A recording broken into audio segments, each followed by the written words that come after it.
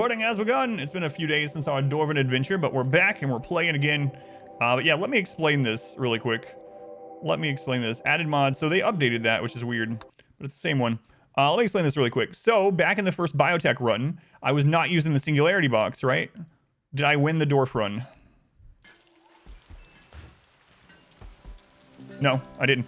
Anyway, so back when I was playing the first biotech run, I wasn't using the Singularity because the Singularity box is overpowered. It is a exploitive kill box. It makes everything in the game way easier. It really is. It just is. I'll admit it. It's an exploit, 100%. It utilizes exploits to win. It's not as exploitive as the corner punch, but it's exploitive either way. So during the first biotech run, I wasn't using it, and I had hundreds of people coming in and being like, Adam, why aren't you using the Singularity? Is it not working? Did it break in 1.4? It doesn't work in 1.4 anymore. And then I had people going to YouTube and posting comments on the guide saying, guys, don't use this anymore. Adam's not using it either because it doesn't work in 1.4. And it was driving me crazy. So I went and updated the guide and everything to show that it does work in 1.4. And then in the run itself, I built it because people just wouldn't stop. So anyway, I built the Singularity box in the first biotech run, and almost immediately, not even joking, I had some people come in the channel and go, why are you using that broken kill box? Do you ever try to win without that exploitive kill box? And I almost had an aneurysm and died. Like, I went into cardiac arrest. I laid in the floor. Like, I just could not handle it. So you can't win. You can't win, you know? Anyway, so at the beginning of this edited run, I was mimicking those people in chat, and I said, Adam, does the Singularity not work? Does the Singularity not work anymore? Why are you using the Singularity kill box? And then I cried to myself. And now I'm getting comments on that video where people link me to that timestamp and say, wait a minute, it's not working anymore?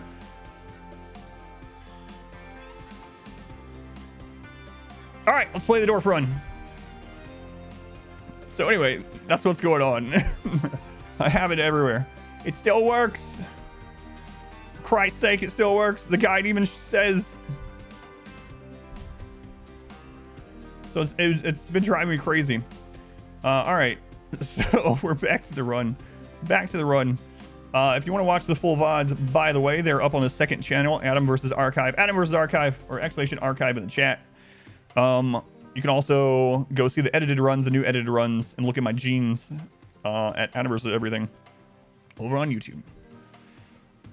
So, new shirt. I've had this for a few months. I just don't wear it very often. All right, let's do a recap because I don't remember what was going on because it's been a few days. It looks like it's been a little while since Cassandra attacked. We did have a pretty scary attack last time where a raid dropped in our back door and they forced themselves into our back door, and it hurt. It hurt really badly. But we managed to survive. We did take some grenades to the legs. Some people lost some body parts, but we didn't have any deaths, and we did defend them. Ever since that happened, we built some protection on our back door. So our back door now has this grate on it that things can't fit through, and therefore we can defend. So that was annoying. They took out a lot of our power, a lot of our steel supply. Had to go into remaking it. We have started mining again. We also finished our research, and we are super scanning. So we're trying to find gold and stuff like that right now.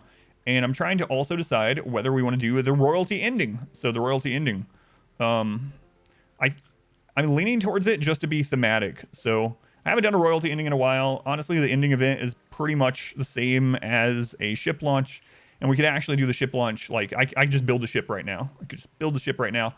But I would kind of like to go with the themed bit, you know?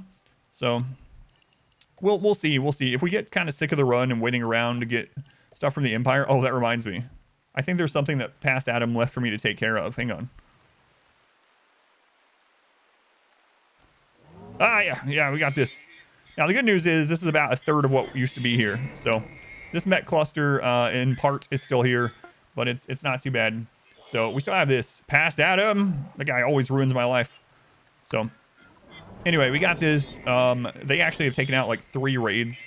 So that's pretty awesome of them. Way to go, Mechs. Thank you. Appreciate you. You might be also asking yourself, Adam, why are some of those Mechs more white than others? Well, you're not allowed to ask anyone that. You can't ask anyone why they're more one color than another. But I'm going to answer it anyway. The Mechs that come out of the Mech Assembler are a newer color. They're white. They're not aged. They're not. They haven't been out in the environment. So the ones that come out of mech assemblers are a lighter color. It's a nice little detail. All right. Get aim. Welcome in. Sarcastic. Sunshine on the stream. I don't know. I thought it was pretty obvious that when I was talking for chat during the edit, the editor was putting the chat emote, literally the chat icon, on my face to show that I'm talking for chat. But apparently that went through the cracks with some people. So, how's it going, Talon? More cutest. Are ship launches nerfed? Why aren't you doing ship launch? Is a second channel for Twitch or YouTube? It's a second YouTube channel. Adam vs. Archive on YouTube. Lost, trying to remember. I don't want to spoil it for anyone. Something like that might have happened. Has it always been that way? I don't think it was always that way. Yeah, it's a nice detail, but I don't think it's always been that. Yes, so there was a Steam announcement tacked on to the bottom of regional pricing that I wanted to put a little video out, and maybe I'll do that this evening. But Ludian and Tynan have announced something that I thought they would never do, and they've actually talked about in a long time, or a bit in the past, about not doing this thing. So you might have heard me say that the developers of RimWorld don't usually link their DLCs together, right? Because they don't want people to feel like you have to buy all the DLCs in order to unlock all the content in a DLC. You spent the money on the DLC, you should get all that content, and it shouldn't link to something else that you feel like you're not getting, right? Well, they just put out a... Was that just the kid that lost the foot? Is that what happened? They put out a very tiny addendum on the regional pricing thing that says that they're working on a really big patch for post 1.4 and biotech that is going to combine some of the expansion content. And so I have like a wish list for that. But the main thing that's on the top of mine is I really hope that they make it so that children of tribal parents will have natural meditation, because it's really silly otherwise. Imagine you have these two tribals that worship at the tree. They have this psionic connection. They've had it their entire life. They were born with it. They worship at the anima tree. They fall in love. They have a child, and it comes out. It's baseliner. You can't even teach it. No, you can't even teach it how to meditate. The kid will never learn to meditate. It's like, so anyway, that's the big one that I hope this fixes. I hope that they have some precepts and some memes that interlock with biotech a little bit, like with the mechanitor and whatnot. And my other big wish list item is that your custom Xenotype at least has a chance to come in as a joint event, as a ideology joint event, as a normal joint event. I hope that your custom Xenotype, or not even custom, let's say you make a waster, and you do an ideology join ritual. I really hope that you can have wasters join you from that, you know? So those are my two big wish list items for that, really. But I was surprised. I was surprised that they said it was going to happen. So, hey, Zoomers can't meditate. There are mods for it already, but yeah, I'm talking about, obviously, in the base game. Got a random baseliner kid that had some different genes once. So we are going to work on getting gold today. We have ran ourselves out of mushrooms, which is just insane. We're probably going to stop raising many more vat children because the amount of infrastructure, I guess you can call it infrastructure. The amount of mushrooms we need to grow, the amount of space for food gets really nuts. I mean, we could go back to nutrient paste for a while because it's efficient, but... Okay, this is the child. This is Floor Baby. Floor Baby got hit with a grenade through no fault of my own. I definitely didn't accidentally select everyone and run them into where the grenade was because I didn't see them throw it. That doesn't sound like something I would do at all. So anyway, they lost their foot because of something that they did, not me. So we're going to go ahead and give them a leg, I suppose. Wait. Wasn't there someone with a peg leg, or did we already replace that one? I actually think that I was making that leg... Yeah, I was already making that leg to replace the peg leg. Sorry, child. You don't get a leg until you grow up. You remember Mortar Baby not getting arms until they were an adult? Well, you're not getting a foot until you're an adult. All right, here we go. Install bionic leg, right leg. There we go. Did I resolve the bank issue? I think so, yeah. Yeah, I talked to them. They unlocked my account. I went in through all that stuff, but I haven't tried, like, using the bank account since then, but it's supposedly fixed, yeah. Second bonding gene only enables bonding with new partners, not already existing ones, like a married couple. Oh, that's interesting. So if you already have a married couple and you give them the psychic bonding from the high mate germline, like you extract it and you give it to one of the couples, they won't get that link because it only takes effect when they start the relationship. Yeah, that sucks. Let's go on Gillette. It's past Adam's fault. Yeah, screw that guy. How many pawns can 11 by 11 fungus field feed? Normally, an 11 by 11 fungus field can feed about 5 pawns exactly on simple meals. So if you have an 11 by 11 interior in a normal run with nothing impacting hunger, it usually feeds, let's just say 4 with a little left over because you want to be safe, but 4 to 5 pawns. For me though, we basically have all gourmands because of our genes, and the vats are very hungry. So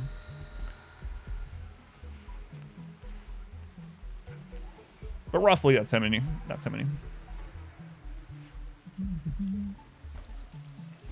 Thumbs on the 21st, legs are crutches.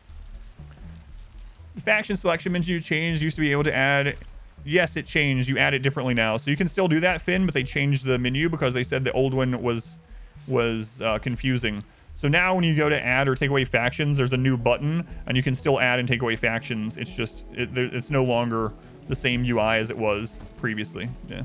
Because apparently it was confusing for some people, I guess. So. But yeah, Cassandra should be hitting us pretty soon. We might switch over to nutrient paste. I don't know, man. It's actually nuts. I might have to grow more, and I really don't want to.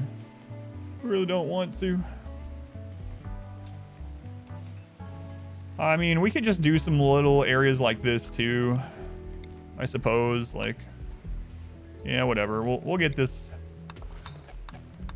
We'll get this done. Welcome back.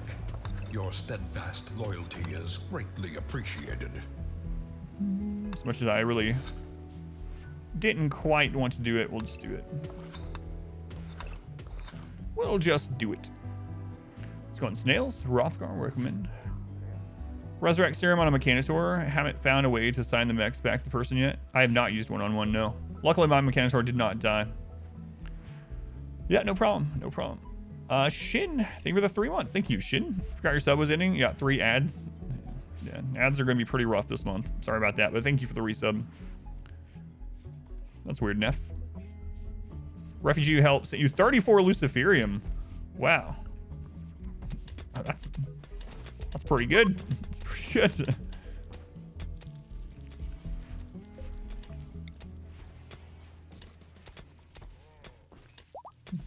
I'm not sure yet. I've never had a Mechanisaur die, so I'm not sure about those things yet.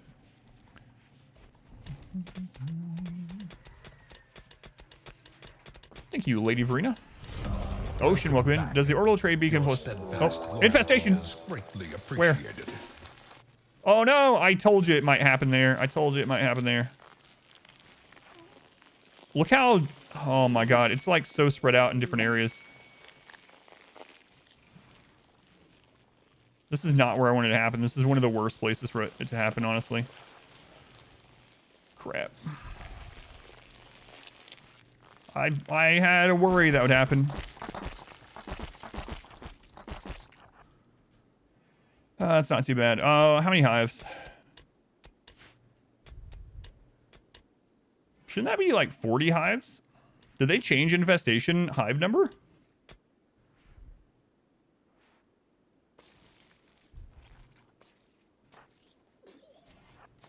That seems like less than I expected, actually. No, it's Cassandra. She doesn't roll low. They're smaller now? Yeah, that is weird. That's not what I expected at all. We could probably just literally go stand our ground against that. What?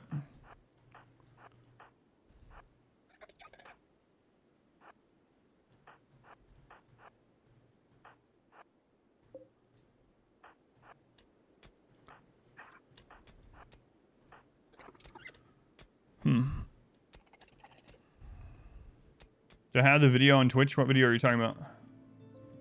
You've noticed infestations being smaller? Yeah, like previously we're at raid cap. Previously with Cassandra on raid cap, infestations are 40, 44 hives.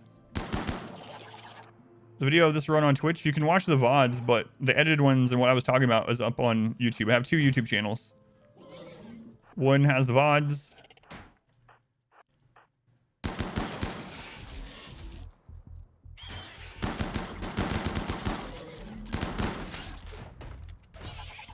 Oh no, our bunny. Crap, they're destroying all that. We gotta fix the block over here. Anyway, Anna vs. Archive has the VODs on YouTube. And Anna vs. Everything is the... Oh man. It's the edited content. I swear, we could just go in there and block. We'll have to fix it. Yes, only the first episode is up. It just released this morning. But if you want to go watch the VODs on this, then yes, you can. The VODs are on Twitch for 60 days. Yep. Yeah, I gotta get melee blocks set up over here, but they're so split up. We should be able to do this no problem. It's just a real pain that they destroyed that. Yeah, no problem. No problem.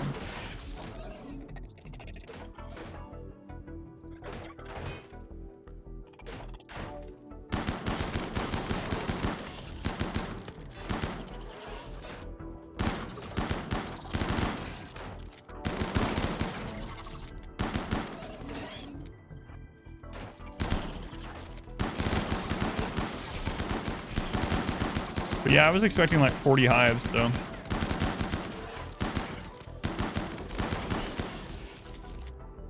It's a real pain, but. It's a pain that they're destroying that stuff.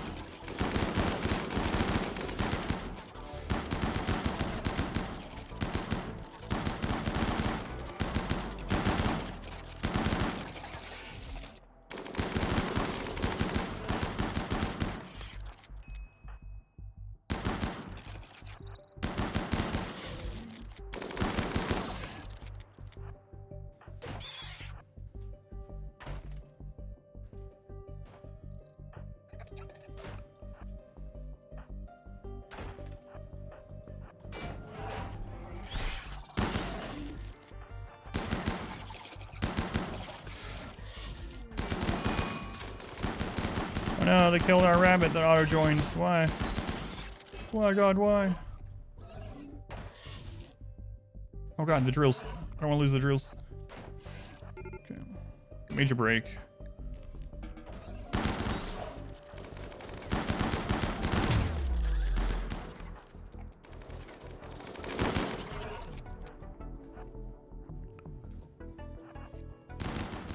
But yeah, if that's the max size on infestations now, then holy crap. Mountain bases got buffed even more. They were already... They've always been strong, but... Okay, that's enough of that.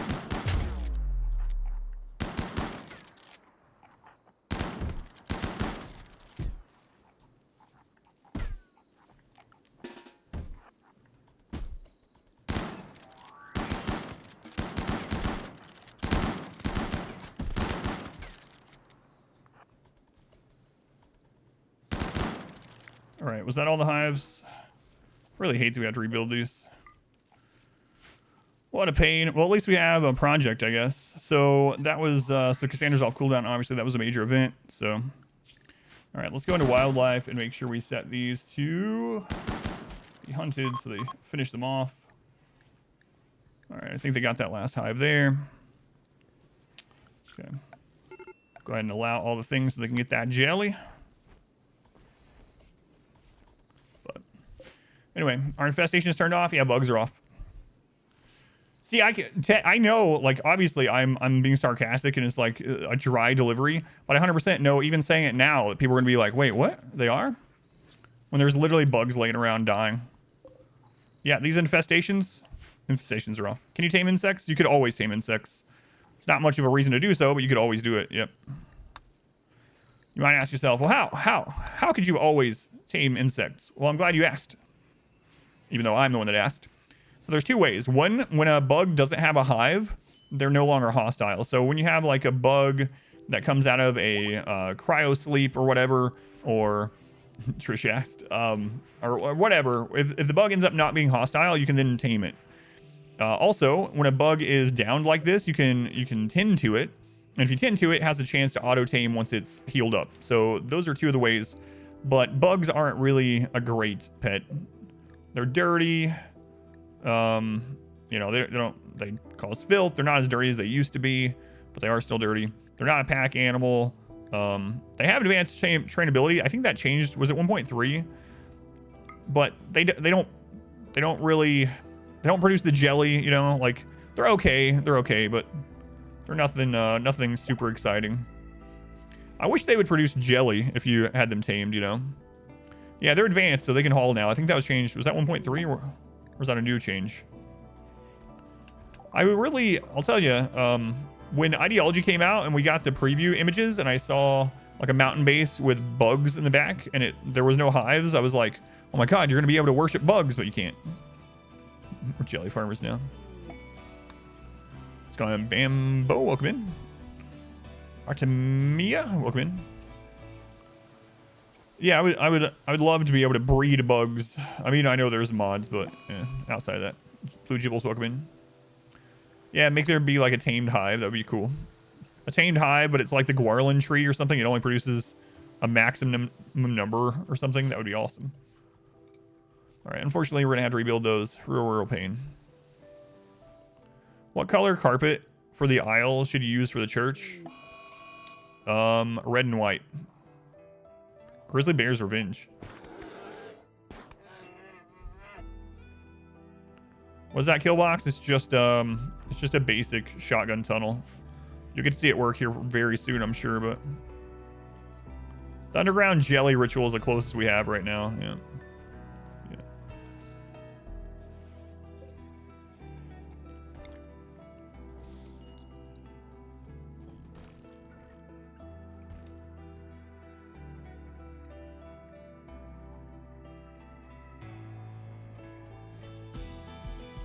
Make some doors there. Adam style or normal? I'm gonna go with normal on that one. Gonna go with normal. Bio starvation. Baby, it's a solar flare. I can't do anything. Our modest fellowship expands. You think this fetus understands? You just tell the fetus, it's a solar flare. I can't help it. But mama, I'm starving. You can't even talk yet. Nick, thank you for the 100 bits. Thank you, Nick. Flying Hippos, thank you for the Twitch Prime. Uncle Patton, 8 months. Thank you, Uncle Patton. Baby, please. Have you used Chupacabra as a map seed yet? No, I have not. No. Never watched the Melee run, though. The Melee only run is still the hardest run I've ever done, but that's going to change. I'm going to do a challenge run after this one that I don't think is actually possible. Like, I know I've said that before. I didn't think the Melee run was possible, but this next one, the next challenge run I'm going to do, I really don't think it's possible. Don't think it's possible. But I'll give you more information on that once we start getting towards the end of this playthrough. But I really don't think it's possible. I've even been theory crafting it with Smurf in the DMs. That's right. Smurf and I hit up each other's DMs. And he was testing some of the stuff and seeing what he thought about it. And he is also like, yeah, it's probably not possible. So it's... yeah, we'll see. We'll see. But I am looking forward to trying it. Hitting up those. Sliding in the DMs. Our modest fellowship expands. Artemia, thank you for the subscription. Thank you, Art. Very much appreciated. Under 18 only run. That would be way easier than this next run. Way easier. Like I said, this is going to be way harder than Melee only. Fog War Silent Raids, no. Way harder than that, too. I send you what you want in your DMs. Pictures of dead huntsmen. Yeah. That's right. Fists only.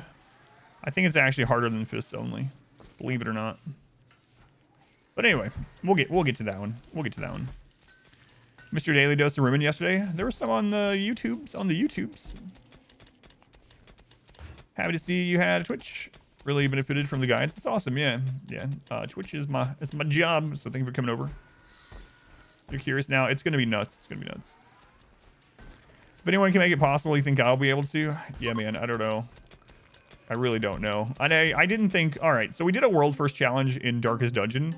So in the first Darkest Dungeon game, I did a hardest difficulty, no lights, no torches, No deaths the entire playthrough on the hardest difficulty. Super crazy.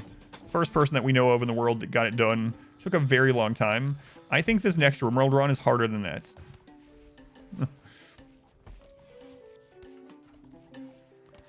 Run with cycling death pawns that are awful at animals. Can't use animal or psychics. Ooh, good luck. Good luck, Anubis. Scan plasteel, nice. I'm looking forward to trying it, though. I might have to take breaks from it because it's going to be exhausting. I'll probably have to take breaks. Be like, all right, we'll come back to this one tomorrow.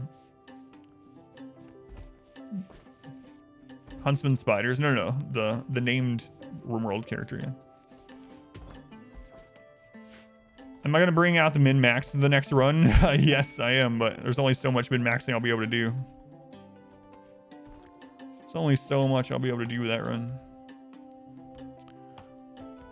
No breaks for me. I will have to, or else it'll probably drive me crazy. Incapable of violence only. I think the incapable of violence only run would be easier than the next run. I'm not even joking. Did I make my store run full of shells? Yeah, because they can hold 3 times as much that way.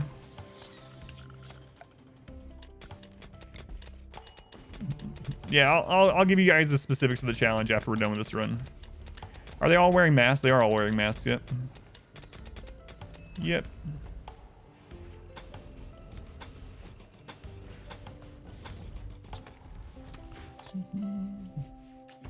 What's my base worth? Let me take a guess. I'm going to say we're at about 260,000 wealth. We might have... I'm going to go 260. Maybe 250. All right, let's take a look. Oh, 275. 275. That was pretty close. 260, 275. It doesn't matter. We're at raid cap anyway. A little bit more wealth than I thought, but it doesn't matter. A secret compartment for mushrooms. Are you happy to see me, or is that a secret compartment of mushrooms? It's both. It's both. It's both. Baby needs fungus. All dirt mole run now. Play peaceful. Don't mind you. Yeah, whatever you're having fun with. Whatever you enjoy.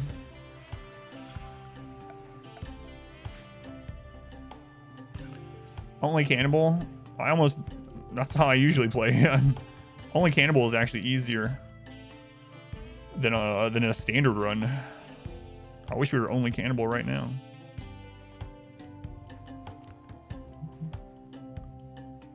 All right, I think I can run over there in time if that happens again. So do they really change the max raid points? Can anyone like go in the files and see? They had to have, right? They actually changed the maximum raid points for normal infestations? Yeah, he'll get his food. Don't worry about it. They'll get to it. It's set up. It's fine. Cannibal shrooms is easy. Yeah, it is. It's fine. Just because our cook is sleeping. Here, I'll have him go cook. Oh, I see why. Raid. Time immediately. Here we go! Guys, we defeated the first mech cluster. Is it only one group? It's only one group. All right, we can watch it. All right, it's all melee. Are those Neanderthals? Oh my god. 120 all melee Neanderthals versus a leftover mech cluster.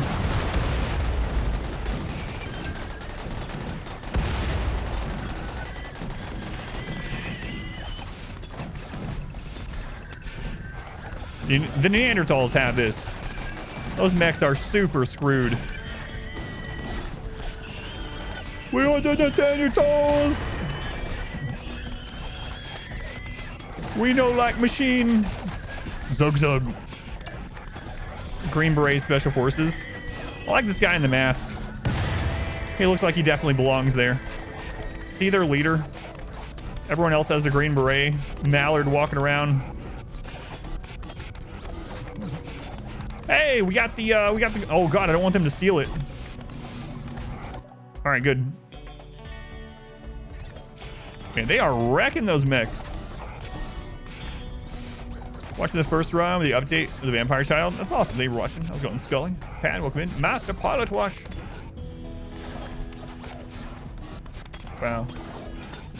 Absolutely wrecked those mechs. We got an opening, right? Yeah, okay. Loktar Khan.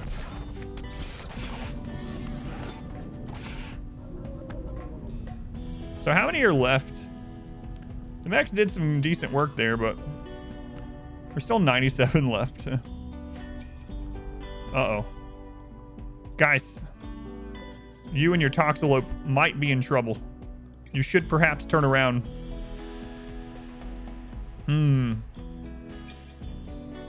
See, this shows you, yeah, that it's true. Like I was saying before, if you got a big problem that you don't know how to take care of, just leave it alone and let someone else deal with it. The code has changed for infestations. Yeah, I got around 20. I think it was 20 exactly. Is that as big as infestations can get with Cassandra now?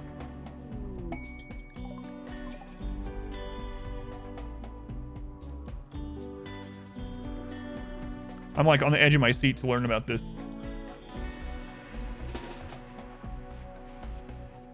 Just ignore it until Neanderthals arrive. That's right.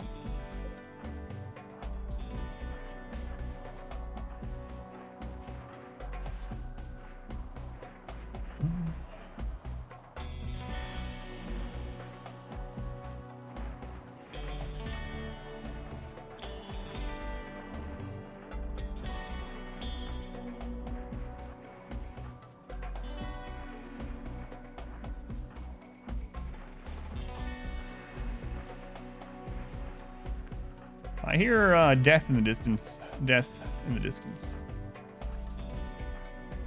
Let's go, children. It's time to get some shooting experience in, all right? All right. All right, kids. All right, those guys are dead. 20 is now the max hive infestation. Wow. Never done one yourself? Any pro tips for mountain bases? My biggest tip for mountain base is to make lots of sections to block melee block bugs. So you see, like most doors, I have the space around it to do 3 melee blockers and weapons behind it. That's the big one. That's the biggest thing with mountain bases, is just put in a lot of areas to do melee blocks for insects. Hey, we won! The remaining ones bled out. Hey, let's go get some shooting experience.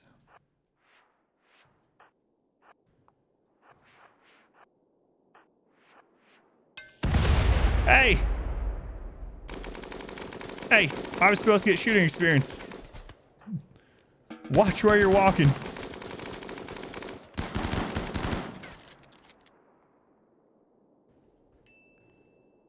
Look at that. Yeah, there's like a trail of blood from the burning remains of the Mech cluster all the way to our mountain entrance.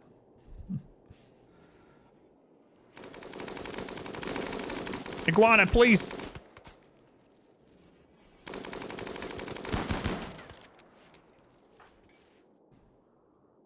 All right. Well, that was the second Cassandra event in a row. Cassandra is up early this morning. But now we have some time to rebuild and do some things that I want to do. Easiest way to paint your map. Just use blood. Where do you find the Winston run? In my hard drive.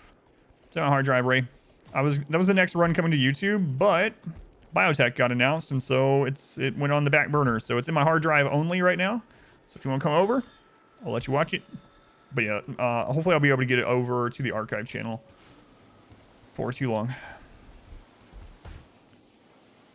Wonder if they turn the infestation down because of the addition of like the pollution insects. Maybe.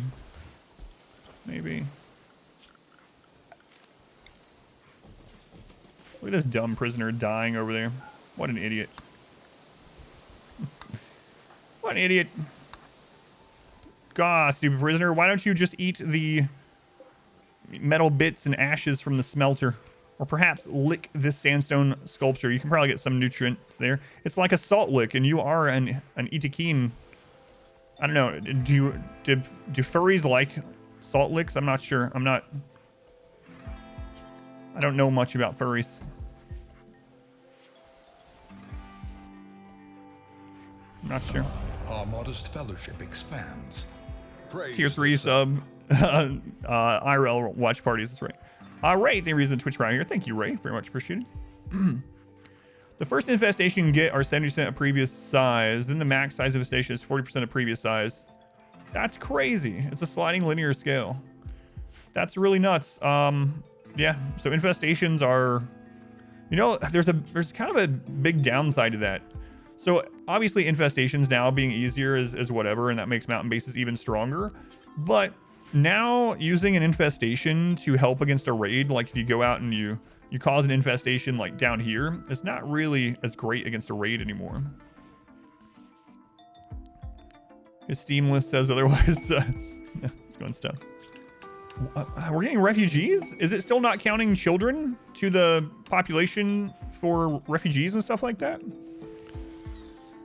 Morbid Infestors will let them spawn, but on future raids can cheese the size of waste pack infestations. The waste pack dissolves in a room spawns 6x6, spawns in the center of the map. Oh, that's weird.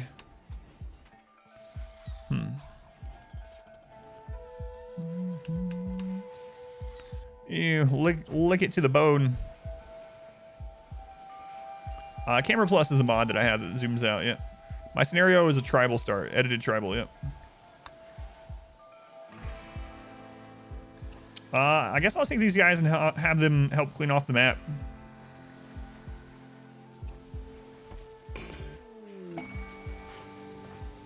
Maybe we'll get some new breeding material if some of them want to join. Sounds so bad. Hey, refugees. Feel free to hang out for a while, eat some mushrooms, and perhaps later on we can do the breeding. Are my VODs free to watch on here? Yes. Yeah, you don't have to be a subscriber to watch the VODs. Click on my name and click on videos. How long did it take to dig out that mountain base? Not very long, honestly. Not very long. We're all tunnelers, so we dug very fast. We actually moved into the mountain on the first stream, so... Lunar. All right.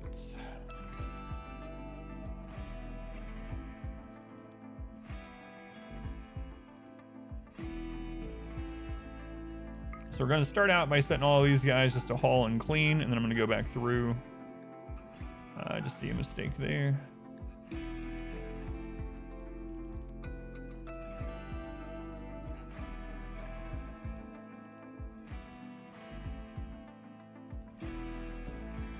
All right, let's see. This one, hauling and cleaning is fine. Weasel. Haul, clean, and scan. Actually, scan first there, Weasel. Chef. Chef, you don't have a... Is it an ironic name? You don't have a passion in cooking? Why do they call you Chef? Are you really good at making food? No, man. Last time I tried to make mac and cheese, it caught on fire. Oh, it's one of those ironic names. The reason why I chose that specifically is my sister-in-law, so my wife's sister, obviously, apparently, when she was a teenager, didn't know how to make macaroni and cheese, and so she put the noodles just straight in a pot and turned the stove on with no water, and they burned. So, I do not get credit for VOD views. No, I don't on Twitch, so it's better to watch on YouTube. I have two channels on YouTube, one for edited content now. It has all my old VODs on it, but now I have a second one for VOD, so... you can go to Adam vs. Everything for my YouTube content, including guides, and then Adam vs. Archive for the long form content. You want to watch the long ones? Yeah, so there's a second channel now, Lyro. I don't know if I'm pronouncing your name right, but there is a second channel now. Explanation Archive, someone would type that. Let's see here. Okay, mining. I was actually hoping there was more of these that were good at mining. Oh, well. Oh, well. They break down, they break down. We're going to leave them unrestricted, so hopefully they clear off a bit of the map while they're here. That's all we really care about. But yes, there are two YouTube channels now. My past VODs are actually on the main channel still. I'm not moving them over. But starting with this run, edited content on the main channel on YouTube, Adam vs. Everything, and VOD long-form content on the second channel, Adam vs. Archive. And that might change. It's very experimental. I'm actually really, really worried about it. I've been stressing out about it quite a lot. But, anyway. Hopefully it turns out for the best. We'll find out. We'll find out. Did she not know how to read just directions? She's not the smartest person I've ever met. I wonder if she's watching. Trick. Stasis, welcome in. Your brother did similar. He put water in, but he boiled them dry because he didn't wash them. Ooh. Frozen bagel on a paper towel and a toaster. They were in college. Yeah, she was like 13 or 14, so. I know, Tet. It's going, yep. Comes from a different language background. Maybe it means something else there.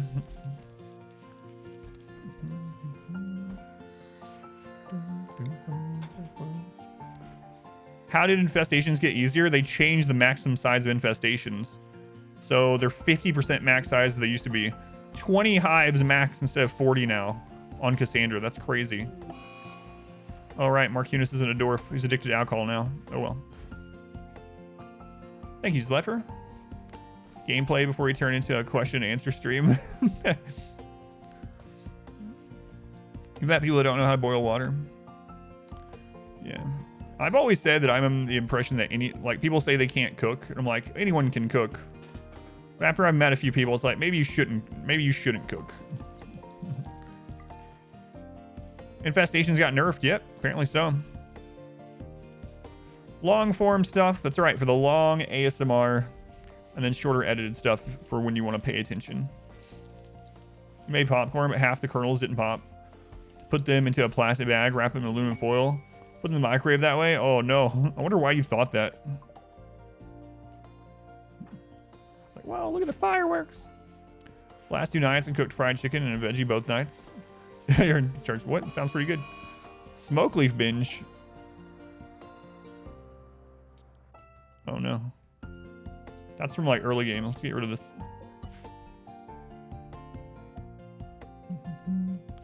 Yeah, we literally just had an infestation while the bugs are on the... Oh, there they are. I was like, yep, infestations are turned off. That's right, Queen Bee.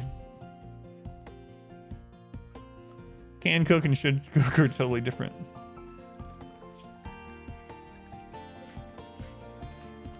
Let's make sure we drop these weapons off these guys here.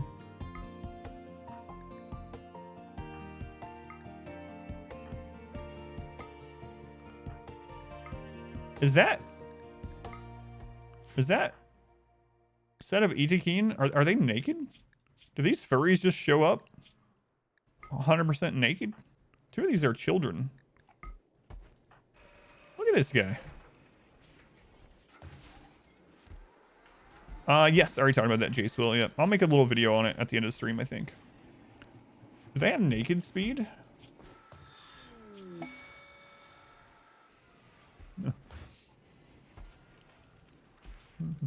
He just likes being naked. Naked speed. Kind of interesting. Kind of interesting. They don't get malice being naked. Well, they get killed easier, though.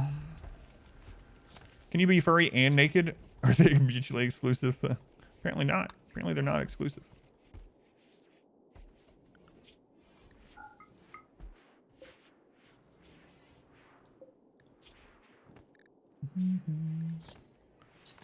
Where are these cooks at?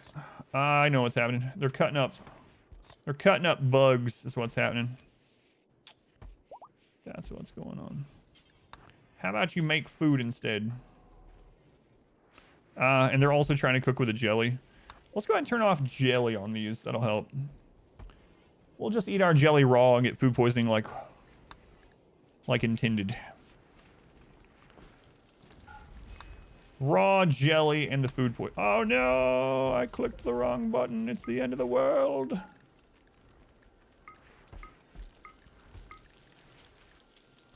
Turn off that jelly.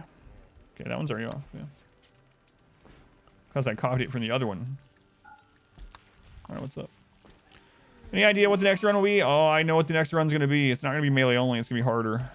Chef! Chef, I will beat you down. We don't do insults here. Unless you're insulting a mule. I mean, Weasel's your friend, so I don't care if you... But anyway. This only run harder than that. Oh no, cockroach milk. No.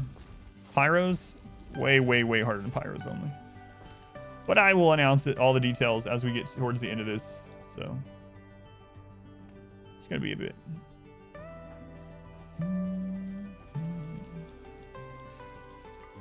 It'll be a bit harder than GD only. Harder than capable of violence only. The next run will go through the queue. A lot of people in the queue, yeah. Harder than Wimp only. The next turret only, harder than that. I actually think the next run's impossible, so. No doors, that's only part of it, yeah. That's going to be one part of it, yeah. No pawn challenge. Can you win with no pawns? No. No. What's the colonist count now? Let's see. We got 27 outside of a vat, 1 inside of a vat. Racetrack travel only. Let's go on Raven. Shizmaba, welcome back. Content Wallflower. Smark, welcome in. Inbred only, no. It might involve a lot of children inbreeding. It might end up involving a lot of children. I don't even know if it will survive long enough to have children, honestly. Yeah. We'll see. We'll see. I'm looking forward to it. I'm looking forward to it, but also dreading it.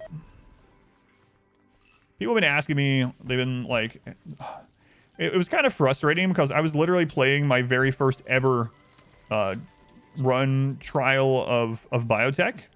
And I had people leaving comments and coming in the chat and being like, what's the point in this run? It doesn't seem challenging at all. Where's the challenge?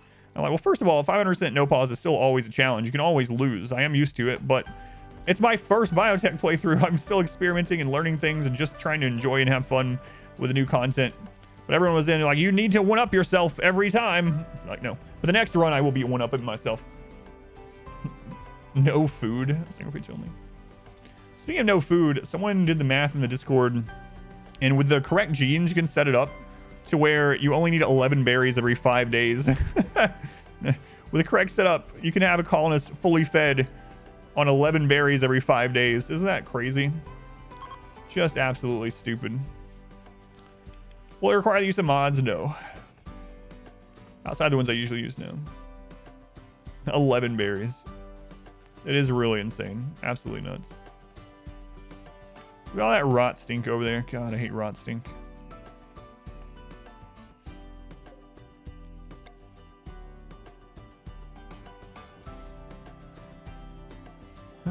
We're playing on easy mode.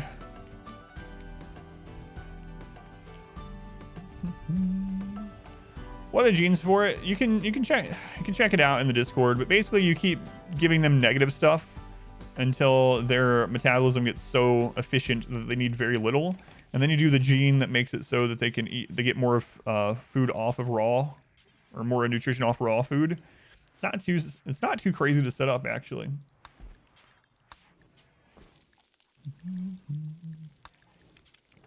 All right, we're gonna drop down on the floor. We're gonna switch this to drop on the floor too, because where do you want to put your meat? You want to put it in the floor. Show a picture of genes. What setup is this? Are you talking about the food one or this run? You can do Expedition Run to see this run. Nomadic Run? No, I don't like the nomadic runs. I don't think they're just kind of boring to me. I don't know. Lung rot can happen fast if you're not careful. Yeah, but everyone has almost everyone has a detoxifier kidney, and they're all wearing masks, so we should be okay just going and grabbing this.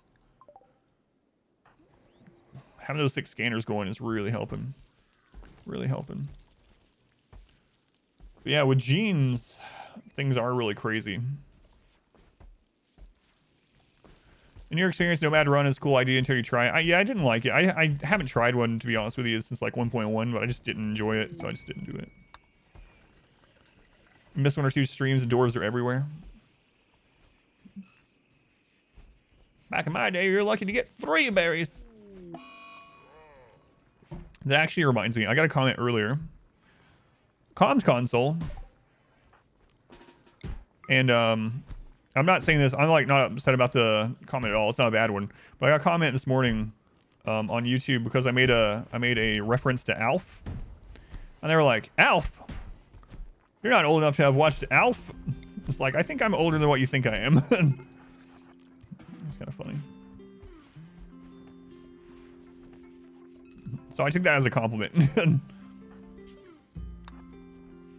Alpha's great. Now I'm going to comment on there and we'll start reminiscing together about things like Punky Brewster. I'm sure like 99% of people in the chat are like, Punky Brewster? What the crap is that? That's got to be made up. Nope. 10 years younger than you. Ask if it's possible if you to upload the unedited video same day as edited. No, not exactly, and here's why, Cap. So right now, Cap, what I'm doing is I'm uploading the unedited version when the edited version covers the same content. So not necessarily on the same day, but for instance, in this most recent one, the 2 edited versions are the same as the 3-hour first unedited. So instead of putting it up during the first edited, I put it up during the second one. So it did go up this morning. So if you haven't seen, the first unedited version is up this morning, and it's because that one covers the same as the 2 edited. So I'm keeping them in sync in that way, if that makes sense. Of lamb chop. Oh my god. Stop him. Don't freaking kill my colonists, you stupid furry. Tonight we dine in hell. Do I know of Lamb Chop? No, but I do know about the song that... No, of course I know about Lamb Chop. It's the song that never ends. Shop Lamb Chop. Goes on and on, my friend. Havoc, thank you for the 666 bits. Thank you, Havoc. Doomquill, you're 32 and you watched Alf? Yeah, I don't know when they thought Alf aired, but I think Alf aired in the late 80s, early 90s. And then they probably did reruns for another 5 to 10 years. The original Lassie, I remember that too. The Ragnarok stream will be on the archive channel. Yep. Havoc, thank you for all those bits. Ray, thank you for the Twitch Prime. They both start with Adam. Feature a lot of RimWorld content. That's awesome, Pizza. They were subbing over there. Small wonder. Dr. Belvedere. Oh, that's another thing. Same thing happened a few weeks ago where I referenced... wait, which show was it I referenced? I'm already forgetting. What was that conversation we had just a few weeks ago? How am I protecting my base right now? With shotguns. Shotguns and a melee block, and that's it. Silver spoons. No. I'm trying to remember what that conversation was. It's been a few weeks, but...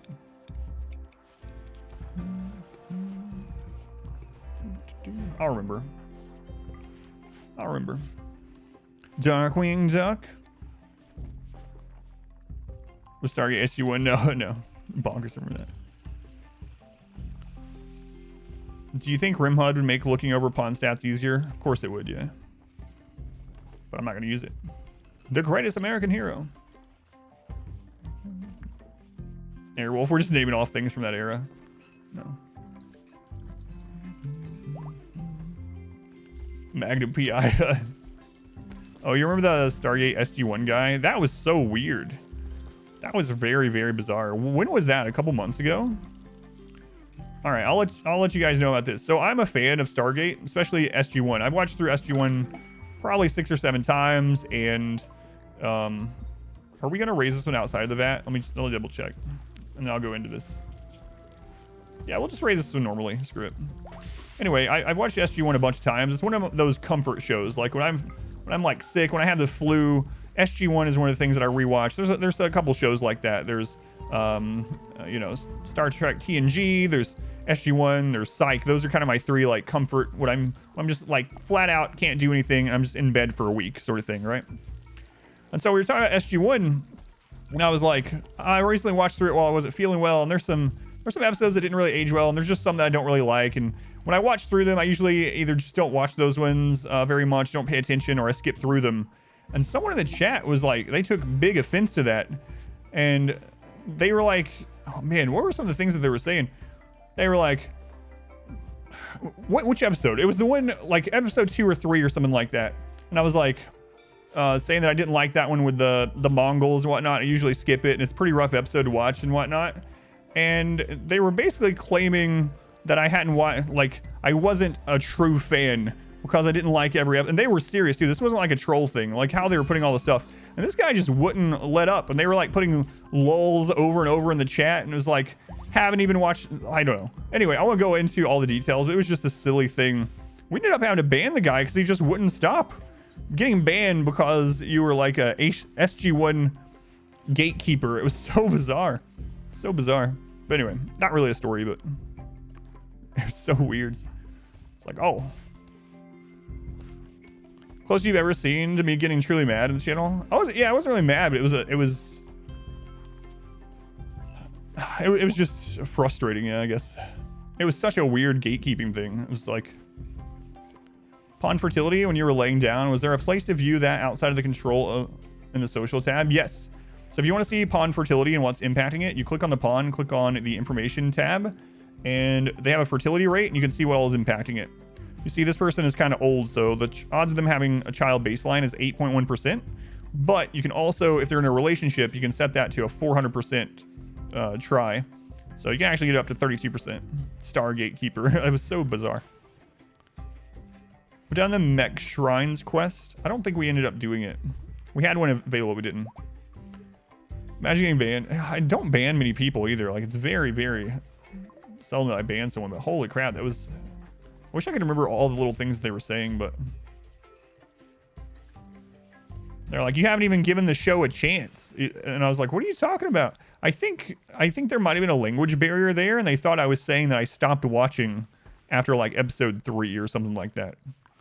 But I was trying to explain that to them, and they just kept on and kept on and kept on. They just would not shut up about it. Inbred only run next? No. Let's go on MGF. Welcome in. Welcome in. It's always an event when someone actually gets banned here. Yeah, because it doesn't happen very much, honestly. I remember in like the first 4 years, we probably had like 3 bans. Outside of like, you know, bots and just spam or whatever. Like 3 legitimate bans in like 4 years or something.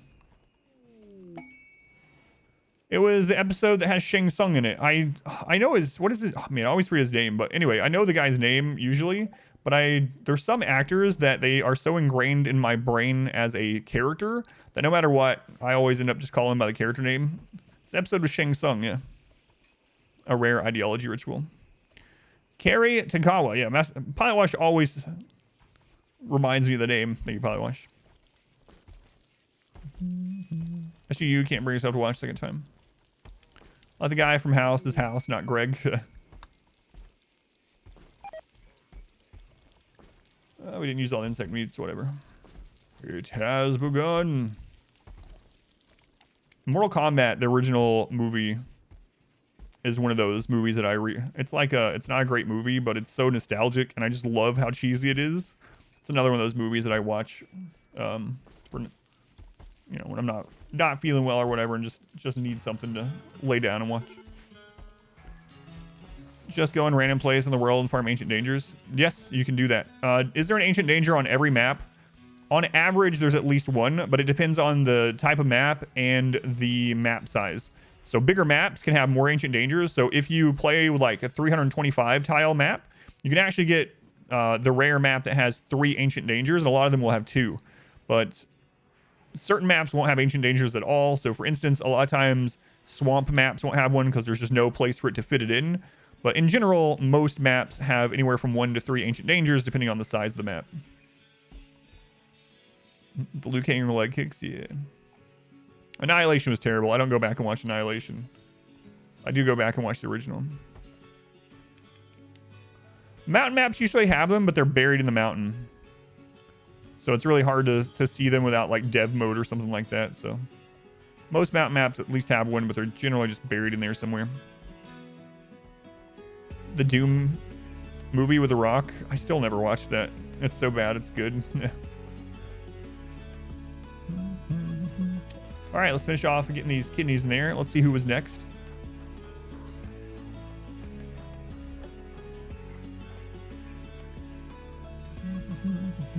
Rabbit hamsters.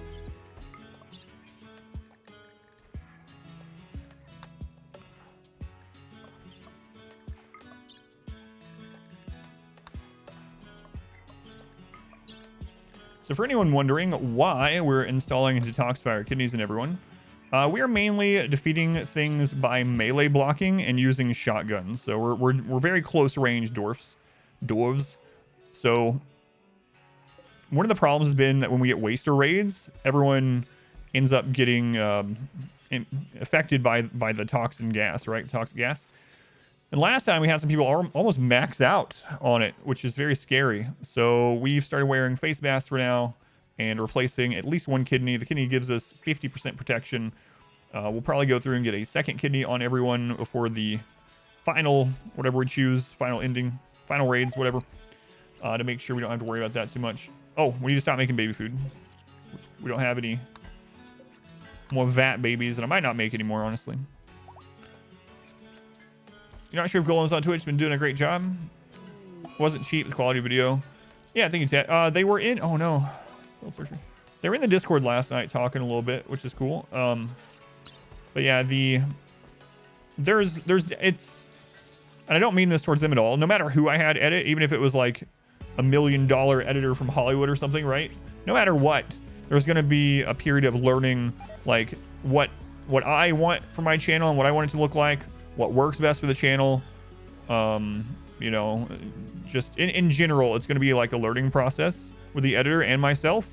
So the first edit is like, it's good. I like it. I was proud enough of it to put it up, but it's not, obviously it's not going to be perfect yet. And it might never be perfect. And everyone's going to have different opinions on it. But there's definitely some things that need changed on it. And part of that's going to be on my end to resolve. And so 10 to 15 minute videos, those are never going to happen on the channel. People, yeah, it'll never happen. Sorry. 30 minutes. I mean, unless you're talking about the guides will be that low, but the episodes are not going to be that low. I've already had all this unwarranted advice in the comments on the very first video, like, oh my goodness. So to go into that a little bit, before people were telling me no one watches long form content. No one will watch this. You can't grow a channel on it. All right, well, on long form content, we got to over 40,000 subscribers, 25,000 hours of watch time a day. That's over 2.5 years of watch time every single day on my long form content. And I would get people saying, no one likes these. No one. It's like, you're out of your friggin' mind. Just because you don't like them doesn't mean no one does. And now I've started doing the 30-minute edits, and I don't want to copy anyone else's channel. If you like their content better and you like their 10 to 15 minutes better and their videos perform better, then go watch their videos. I don't care. That's not the videos that I want. Anyway, I've already had people comment on the 30-minute episodes saying 30 minutes is too long. No one's going to watch these 30-minute videos. If you want to grow on YouTube, it has to be only 10 to 15 minutes. It's like, no. That's not true. 30 minutes to an hour on the edited videos is what I want, and that's what it's going to be. And if you don't like it, then go somewhere else. And I don't mean that in an upset, like, angry way. It's just like, I don't understand why people go onto a video and complain about the video if they don't want to watch it. Like, there's so many other content creators. Go watch them. I really don't care. And I like, honestly, 100%, I don't mind. There are certain videos that I only watch at certain links. But anyway, videos are great for you while you work. Let's go on Galagor. Mark Eunice is becoming adults. You got full skills. Nice. So Tough Sanguine. Oh my god. Funny thing about YouTube, you can pause the video, yeah. So these edited videos are perfect. Yeah, so both of them are still going up. I'm gonna have edited and long form, and that's exactly how it is right now. They're both going up, but I'm not gonna do 10 or 15 minute videos. Mine are not gonna be, I'm not making, you know, a 10 to 15 minute meme TikTok compilation type of YouTube. People don't have time to watch 3-hour episodes. Do you look at my dashboard? Do you look at it? Let me know, because people are watching 25,000 hours of the long form videos every day on my channel. It might not be the same on every channel, but literally I can go on my own dashboard, Tyro, and I can look there and I can see how long people are watching, and thousands of people, 80,000 views a day on those long form videos. And you know what the average watch time is? You know what the average watch time is? It's 2 hours and 20 minutes. So you telling me that no one is watching for that long is absolute BS, because I can look at the friggin' dashboard and you can't. So it makes no sense.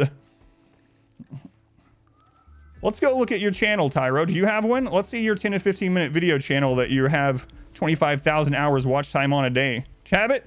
I didn't think so. Jesus. All right, let's level this guy up. Trigger happy or great memory or hard picks. Hard picks. He's already dead. Man, oh man. I'm just imagining this. I'm imagining you going to like imagine you going to a restaurant like and ordering food and then going and telling the chef how to cook it instead. That's what I imagine. Like, but I watch the Food Network. I watch the Food Network. It's like, chill out.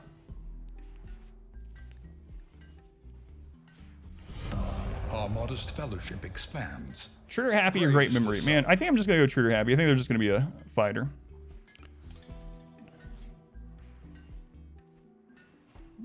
In terms of views, it's much higher. I don't care. I don't care.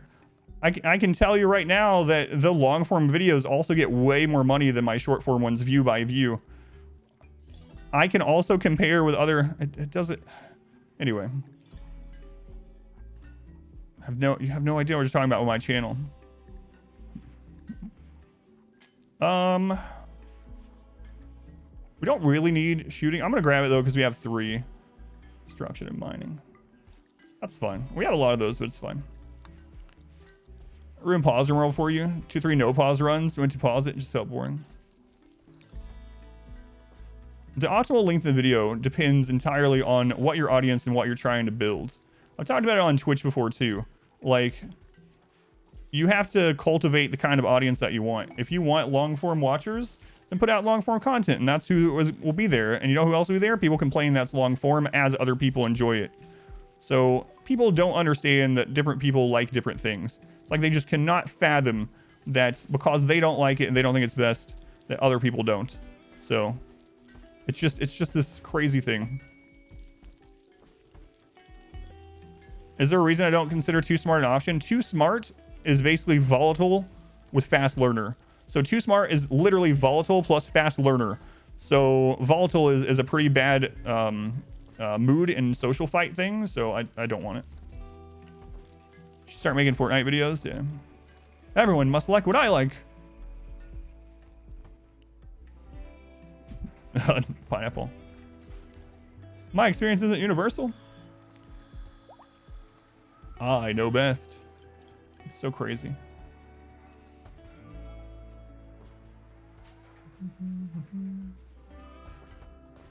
Makeup tutorial. That's right. 5-hour video on Feel the Silence late at night. So many people watch the long form videos. Literally, my long form videos, just the long form, get 25,000 hours of watch time a day. 25,000 hours a day. So you're saying that all the people that are playing those 25,000 hours a day are wrong in what they're playing and enjoying. Like, it's so silly. A short form video about people's complaints. I should put that up as a shorts. I'm getting too popular. Trolls are starting to come out.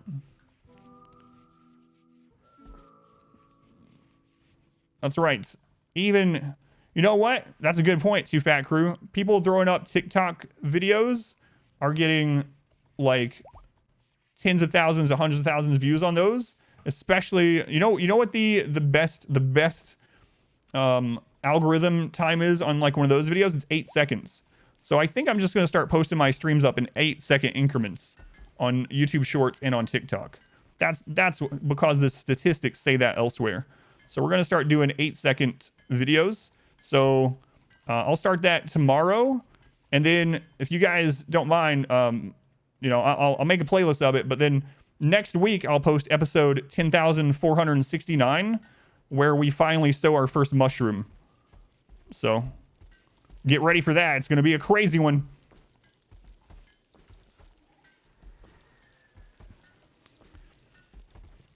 All right, what's next? Do we scan any gold yet? I need gold. I need to put an intro at the beginning of those 8 seconds.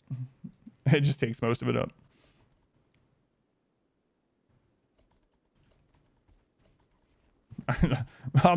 Maybe I should make a parody channel like that. Yeah, we don't have any close by gold, but we are starting. Well, there's some down there. That's not close by. It's not what I would consider close by. It has an intro and outro, so the actual content is only like a second long. Half second of sponsored ads.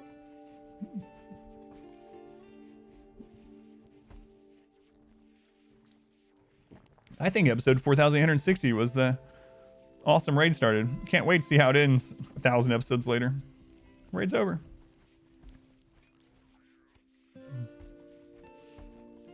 Anyway.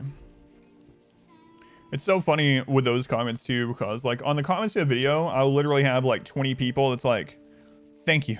Thank you for releasing this unedited long content. It's what I prefer. I listen to it every day. You know, it helps me sleep. It makes it so I don't feel as alone in my apartment, you know.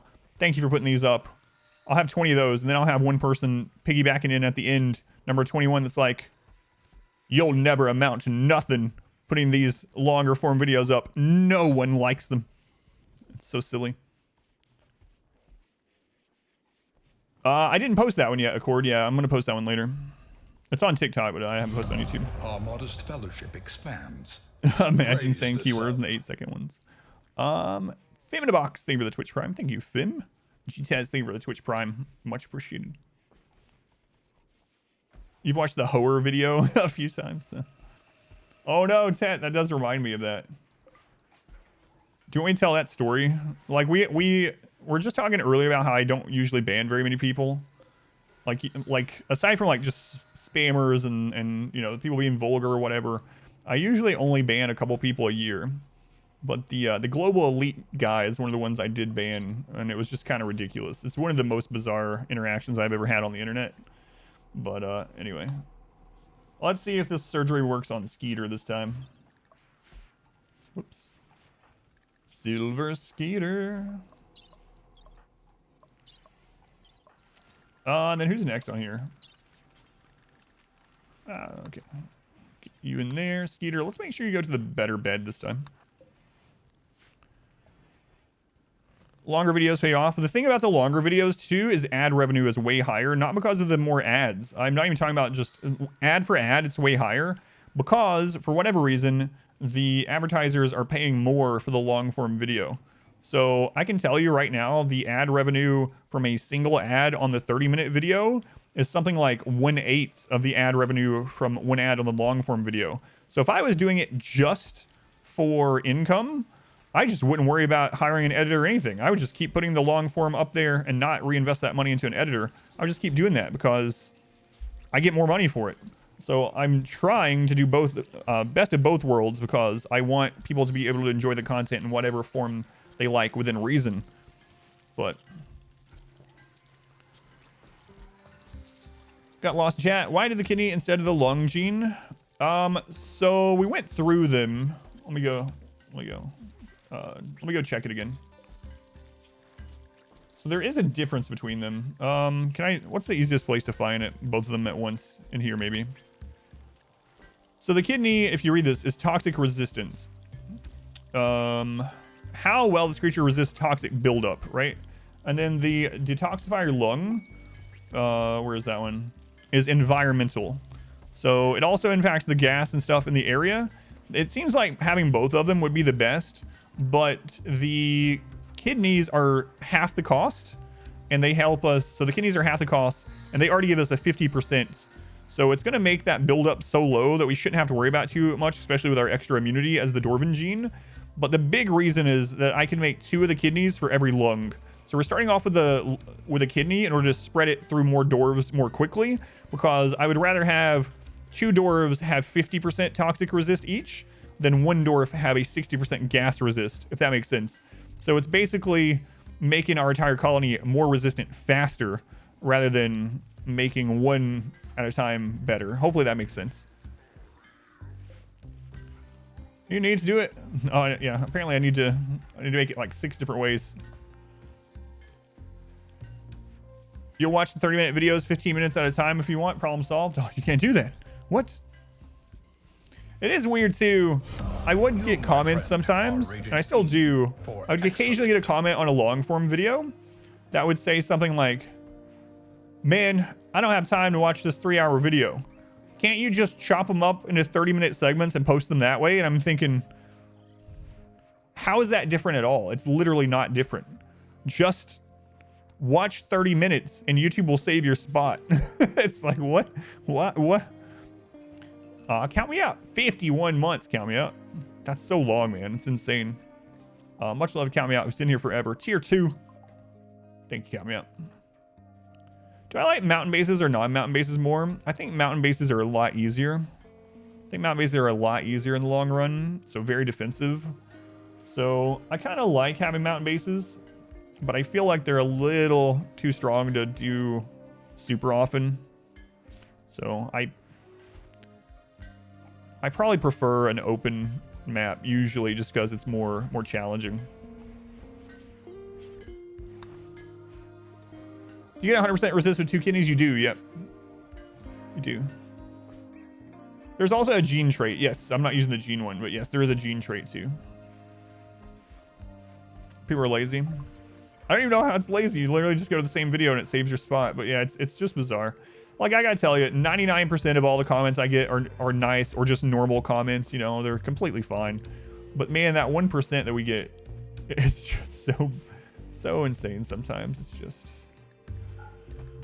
oh man, it's enough to drive you crazy occasionally. Hey, we got some dye coming in. Very nice. We just sold a bunch of beer a little while ago, so I want to restock our coolers of beer before we get to selling anymore. Welcome back. Your steadfast loyalty is greatly Gold is the main thing that we need. So we'll go ahead and just trade in for some of this gold. There we go. There we go. Zeppelin, they were the 9 months. Thank you, Zeppelin. Much appreciated. Much love to the Zeppelin. How long has it been since I've done an ice or a desert map? I did a desert map in 1.3. The last time I did like ice sheet or sea ice, if you're talking about one of those two, was like 1.1 or 1.0. They felt kind of boring. I don't want to watch a long movie right now. Watch a series for 4 hours. Yeah, it's that kind of thing. Black Panther. Iron Lung, welcome in. Hey, look, it's the editor. Ran through some of the feedback on the 2 uploaded episodes. You can confirm. Hey, there's the editor. Golem, thank you again for taking up the editing job. And like I was telling people, and I think you would agree, obviously, it's going to take a little bit for us to get in the swing of what I like the most, what I think is best for the channel, and then also what Golem can and can't do, especially with the time and budget and whatnot. So, obviously, the first episode I was proud enough to put it out there, but obviously the first episode isn't perfect. You can't really be perfect on them, but there's things that I already want to fix, both on mainly I can't speak, mainly on my end when it comes to the music and things like that. But yeah, one reason I wanted to start the editing on the Dwarf run is because Dwarf run isn't really a challenge run, and it gives some time with this themed run to really for Golem to get used to the style that I'm wanting and what I think is good for the channel and what I want to do, and also for me getting used to having an editor. So yeah, Golem of time. Thanks, Golem. The Dwarf run. The next run is going to be a really crazy balls to the wall challenge run. 4 hours are too short. What am I supposed to do with the other 20 hours? Saskin hobby. How do you stop someone from picking out on food? So you can't really. So the Gourmand breakdown can happen no matter what their mood is. So that's why one reason why Gourmand and Pyro are bad. Even if they're kept happy all the time, they will still have the breakdown. So a Gourmand is going to have that minor breakdown no matter what. On average, he's going to have that breakdown about once every 50 days. You can just assume about once every year that a Gourmand is going to do a food binge that you can't really do anything about. Now, you can arrest them and release them if you want, or you can have someone beat them, and hopefully you don't, kill them or maim them, whatever, sever anything. But you can do that, either of those, if you want to stop it, just like you could with any breakdown. But in general, yeah, no matter what you do, a Gourmand, even, man, today's the day of the bugs. A Gourmand is just going to have that problem. That's it.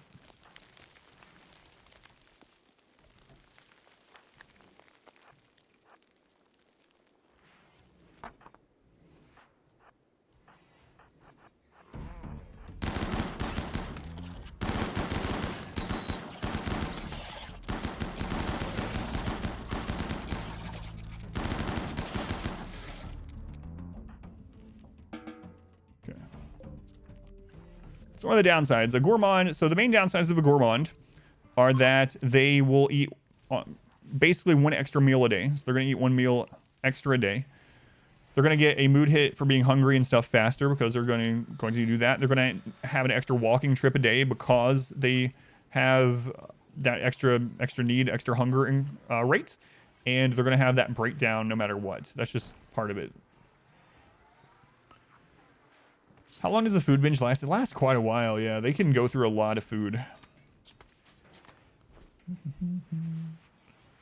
Did pig outs from Gourmand get stopped by that Psycast? Yes, that is one way to do it. There is a Psycast, Word of Serenity. If you have Word of Serenity, you can cast Word of Serenity on someone having a breakdown. It will stop the breakdown, but it puts them into a psychic coma for a little bit. Are bugs turned off? Yeah, bugs are turned off. What is this, you might ask? This mega spider bug? It's a mirage. Mirage under the mountain. That's not how mirages work. That was it. Dug Too Deep doesn't scale. That's as big as the Dug Too Deep can ever get, so they're nothing. You're crazy. There are no bugs. Having to rearm them is annoying. Yeah. Hey. No. Alcohol binge.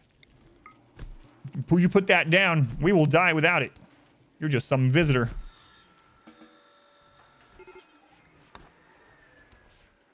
A bugged bug. It's a cat. Posting a food material. You will join us or create die, richer soil. master. Yeah, there's mods for that. I wouldn't mind that being in the base game. Minoc, thank you for the gift sub to Not Shuttle Killer. Thank you, Minoc. Much appreciated. Are you bugging? Just a little bit. Just a little bit. How's it possible for them to eat that much? I don't know. It is crazy. They can go through crap loads of meals. So the breakdown for the Gourmand is counted as a minor breakdown, and it can replace other minor breakdowns as well, which is kind of nice. But in general, like I said, even when they're happy, they're going to have that breakdown once every 50-ish days. And so Pyro's burning or pyromaniac breakdown is a extreme breakdown, but again, they can have it even when they're happy. So it's nice that they can replace a different breakdown with it. So one that could have been worse, but it is annoying that even if they're happy, they'll eventually have one. Silent Kex.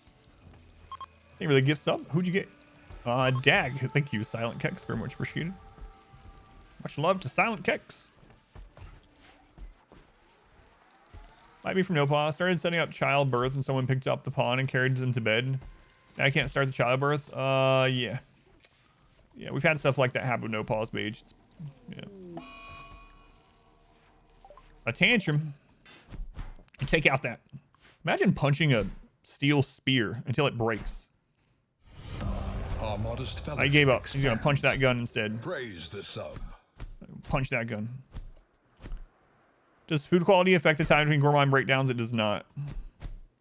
Does not. I wish Gourmand had some stuff like that. I've talked about before that I think a really cool addition to Gourmand would be that, hey, it's that chef guy, would be that a trade-off. So they're going to eat more. They're going to have that breakdown. But it'd be really cool if a Gourmand could have like a proc where they had a chance to turn a simple meal into a fine meal. That would be pretty cool. You know, then I might take a couple of Gourmands. So occasionally they would, while making a simple meal, it would just become a better meal, you know? Little things like that would be kind of cool. I think there are some mods that do little things like that as well. That's a lot of blood. Ah, no, this is a lot of blood. That's a lot of blood. That's not a knife.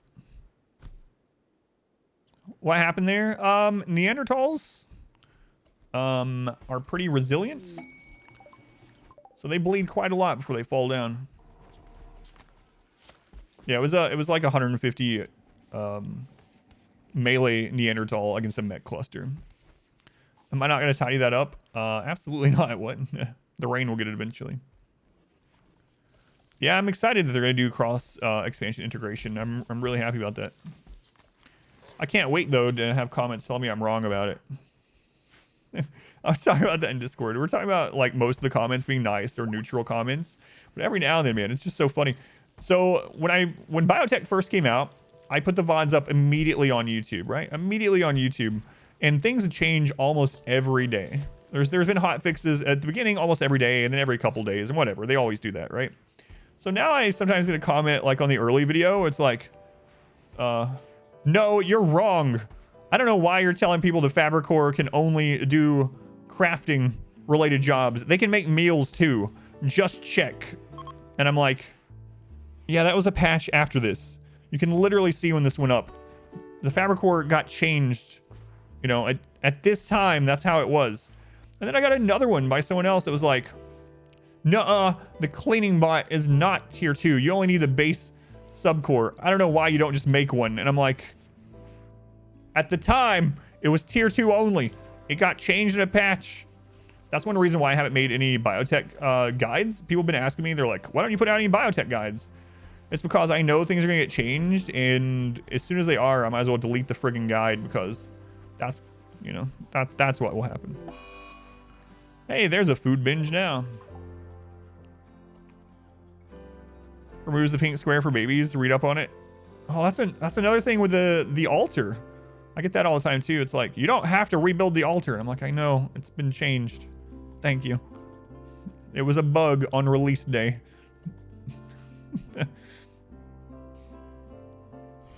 Record new guides every hotfix.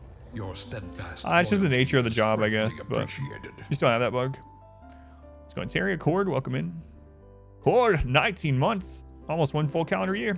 Terry, thank you for the Twitch Prime. An overlay with a date and patch on the whole screen. Yeah.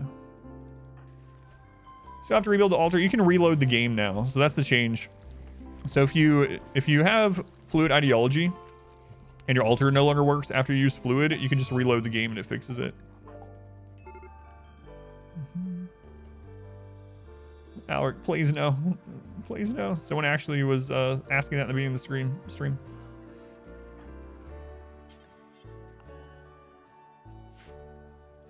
Any idea when the full length will be updated to the archive site? It's already there, yeah. First one went up this morning, Dash. So it's there now. So basically, Dashy, how it's going to work is, well, there's 3 things that's going to happen.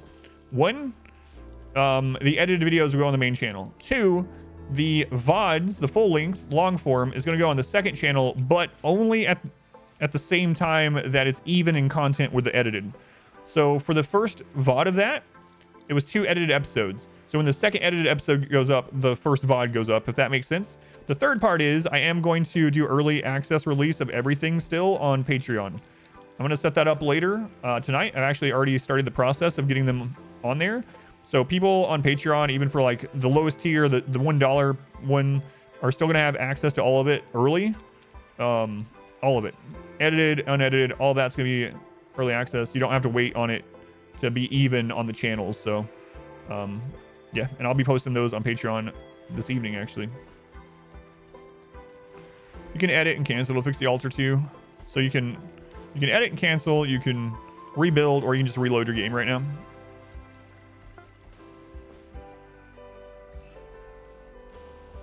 The combat extended thing is really weird too. I get a lot of comments about combat extended on the Killbox, and the Killbox, all my guides. So first off, all my guides are specifically made to not require mods, right? Because they're all $5, Buster. Holy crap, Dashy, thank you for the what? How many zeros is that? The 10,000 bits. Dashy, thank you so much for that. It's super generous.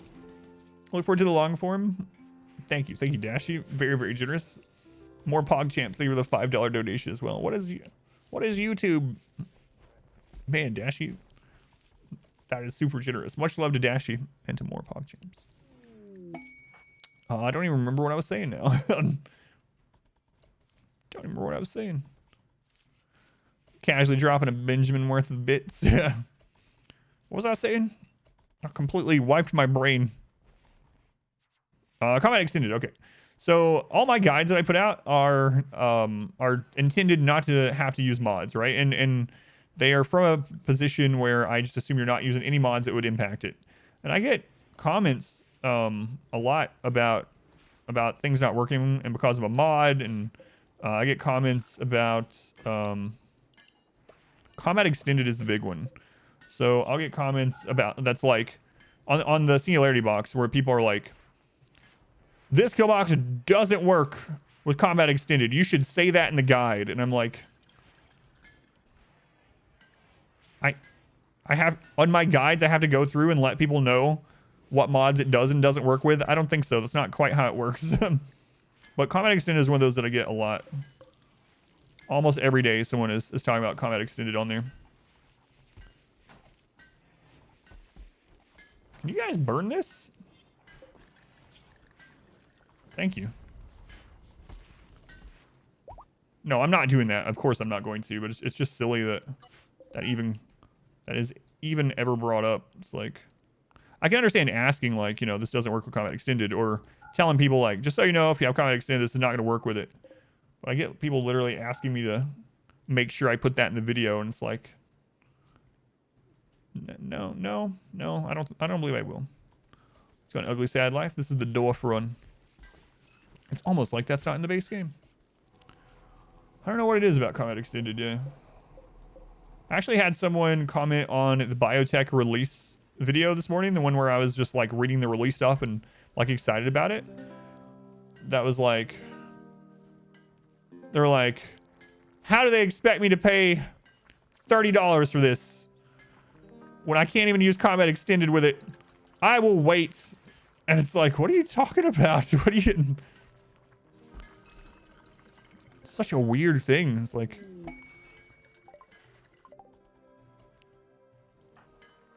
What a weird way to put it. A knight is making a request. A mechanoid swarm pod contains these dangers. 2 Apocryton.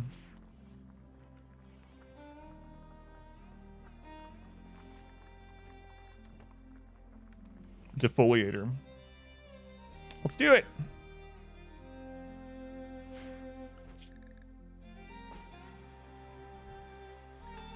I might have to have this entire segment of this song in the edited video, even though it would be out of place. Just because it's too good. It's too good. Can't cut this out. Just let it go. Just let it ride.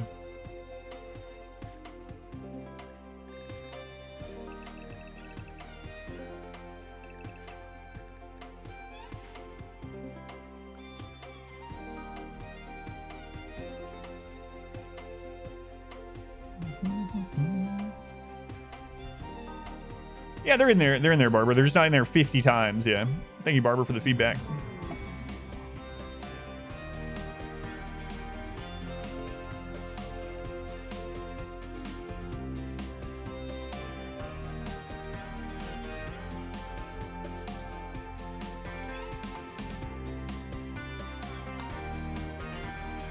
I do not have a VOD up for Ice Sheet. Last time I did it, it was like 1.0, so it's been forever.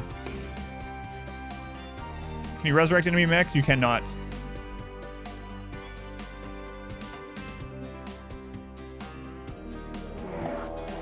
Why is it always here?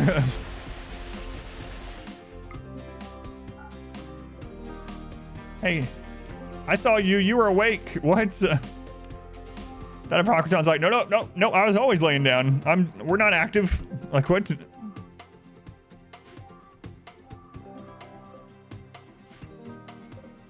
We're not active. It's always in this spot, yeah. Maybe that's one of the few spots. Well, we got one here too.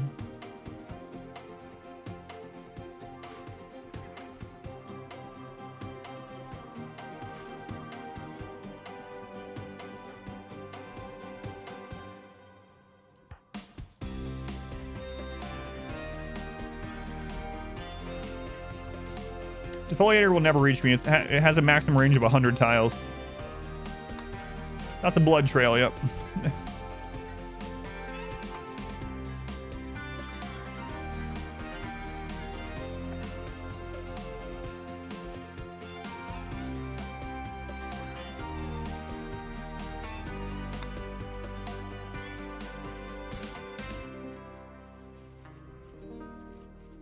Sounds like it's time to make a new blood trail. Yeah, I think so. I think so. Hope I do a Combat Extended run one day.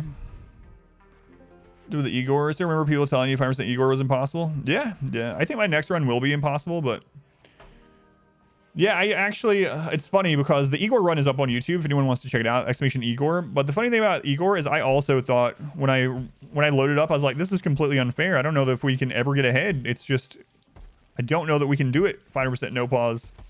And then I figured out that turrets on Igor were like just godly. It was so crazy. Sometimes we talk about why turrets are so bad, but the Igor run showed why it would be bad if they got cranked up to that level. It was so insane. Double damage turrets. Holy crap. Double damage turrets. It's such a bizarre thing to see. We had like miniguns that were taking out centipedes. It was like I've not played the Void Storyteller yet. A Void Storyteller is definitely built around having other mods to deal with it. I've looked at it. I think we could probably beat the Void Storyteller if I just did a cheese run of it. So I might do that sometime. Just fully cheese it and see if we can do it even with cheese. It will probably hard even with cheese. Rocketman does that, Kronk. Yeah, I have Rocketman. It will get rid of the filth over time. There is another mod that's like rain washes away filth or something, but you don't think the next run is impossible? You think I could do it in 100 or 500 tries or so? It's gonna be crazy, man. It's gonna be crazy. I'm thinking I'm gonna need to go arid shrubland. Is that what you are? That's what you were thinking? Big fan of rain washes away filth. I used to use that mod. I like that one. Let's go into Dark Paladin. The Winston Meteor Storm. No space for anything. I do remember that. I'd like to get the Winston Wave run up.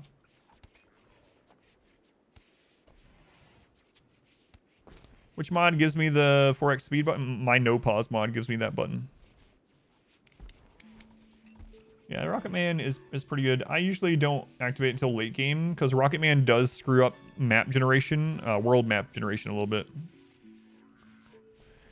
If I'm doing strict desert or arid shrubland, yeah, I'm really thinking about arid shrubland. That was my thought. Combat Extend's fun. You did a 5% run with my mod list a few months ago. I wouldn't mind doing one of those as a one-off. I don't think I'll ever do like a period where I just always have it or something.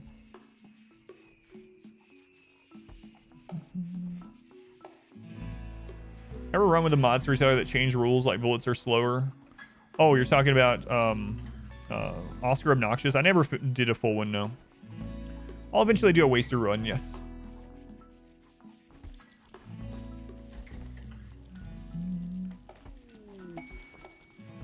A mod to increase the lighting levels. I actually thought about using a mod to make it always look like this, even at night. But I feel like it would kind of screw me up a little bit because I do use daytime, nighttime, you know, for certain things. But, and I need to know where, like, my lamps are or something. I did think about doing that, at least for, like, guides and things, so... screenshots and whatnot. But I never did. Make your goal for the next run to be, I did 100 days of blank. Take a few tries, get to 100 days. Oh my lord. Did you see that comment? I had a comment on the edited video. I had a comment on the edited video that said something like, this is not what you should do. No one cares about this run. You should just do, I did 100 days of X runs. Those are way more popular. It's like, oh my god, I'm not trying to chase whatever's the most popular. I'm not trying to copy other channels. If I feel like doing one of those, I'll do it, but I'm not doing it. It's so crazy. But there is someone that just does those, like, that's it. 100 days of this, 100 days of this, 100 days of this. And people like them, but whatever. I'm not really a big fan.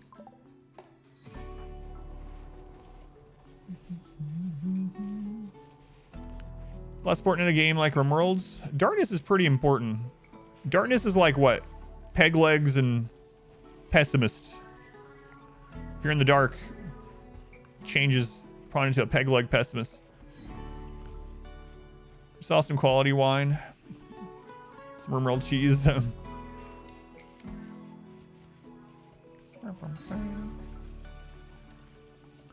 copy Warren and just never reach in game. Just keep starting over. I don't really like those ones either. Oh, you mean it's not hard for the viewer? I got you. I took it on the other. I thought you were talking about the other end of that. Yeah. Yeah.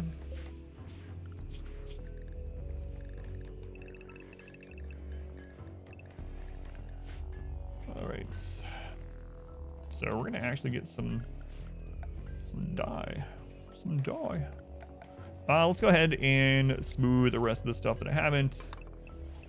Just to get all that done. Like I said, we're at cap anyway, so we might as well.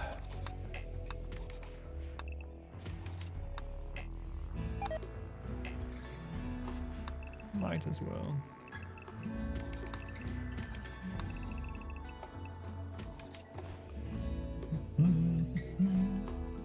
So I'm Puddle.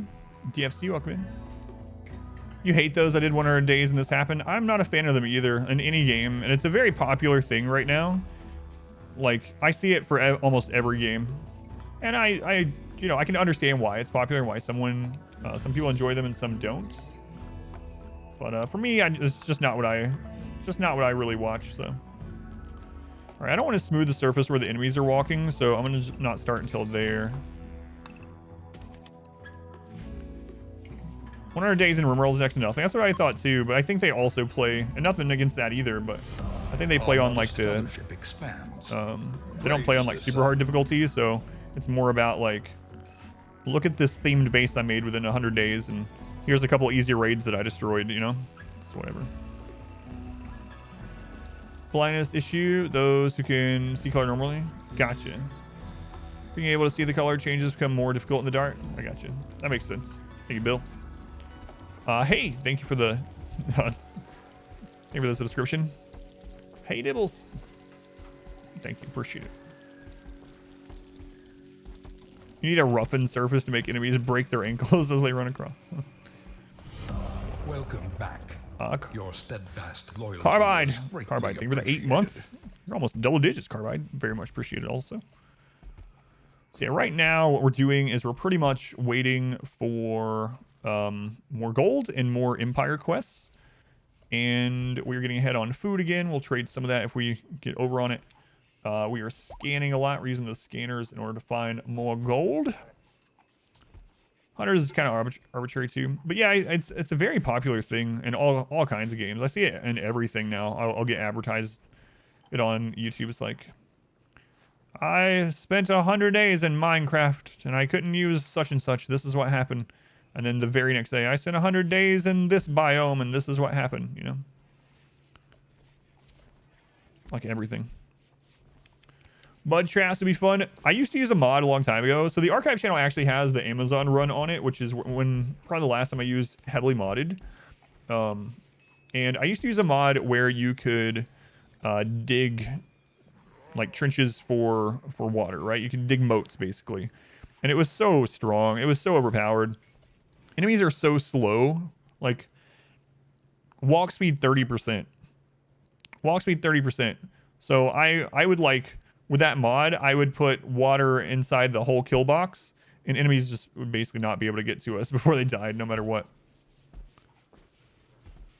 It started, you think, with Minecraft hardcore when starting that long was actually a thing, and now it's just like this huge trend. Yeah. Vanilla Expanded has barbed wire. Oh yeah, I remember that. Yeah. Wait, did Gallagher just die? Why did I think Gallagher... Wait, did Gallagher just die? I thought... For some reason, I thought he was already dead. Is he already dead? I'm not sure. I mean, either way, I guess now. Which, I don't remember the name of the water one yet. I haven't used it in like 4 years or something. 3 years. It's fun. It feels so broken. Can't stop doing it. Yeah, Burn Box is really strong.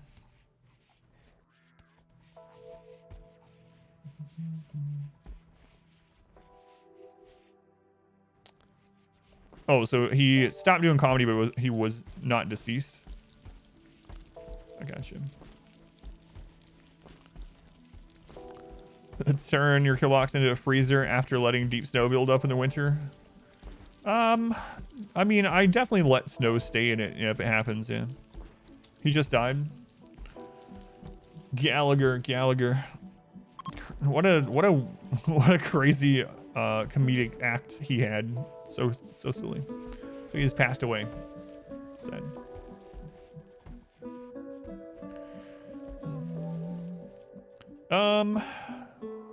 I think I might just go ahead and wake these up, see what all is going to spawn, and then also to get it ready for raids to run into it. So let's just go ahead and see what's inside.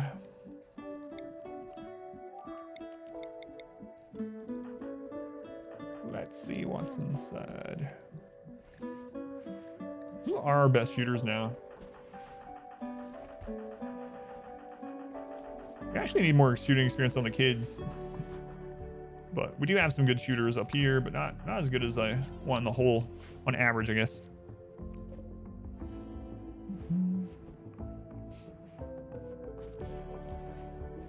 Okay. See the video of people using Toxicity. Oh god, there's already one.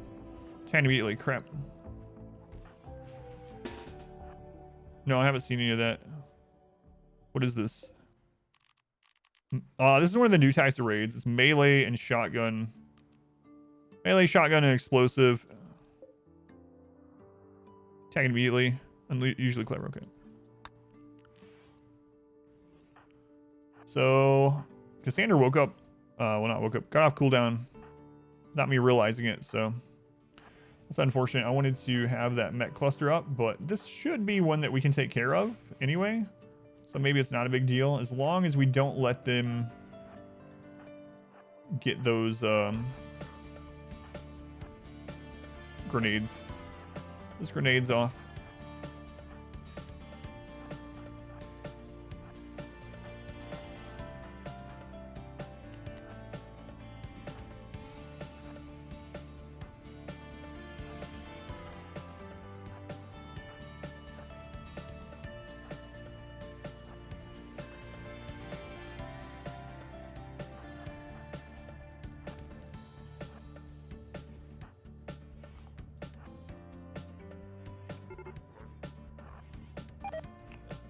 The Mechs woke up. What timing?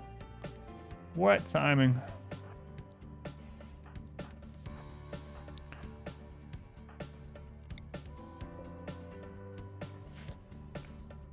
Not seeing any low shields yet. Oh, forgot about those.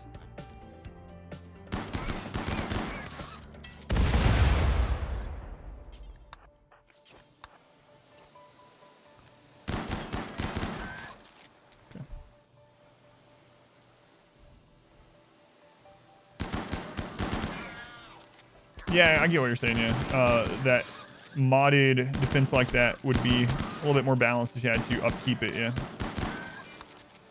Instead of just like put down a moat and be done.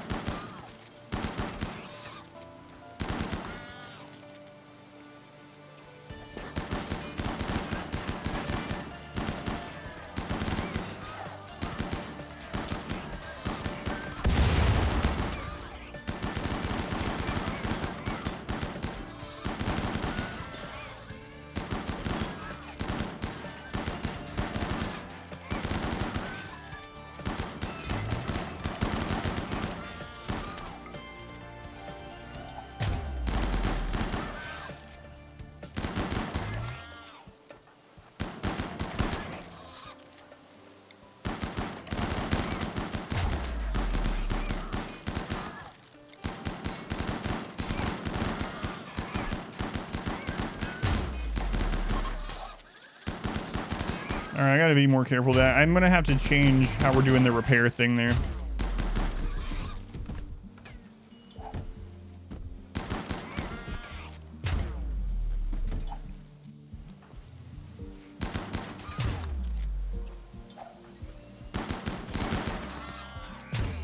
There's two groups. Second group still has a bit left. I need to go through these injuries. Luckily, I got out of the center of the blast.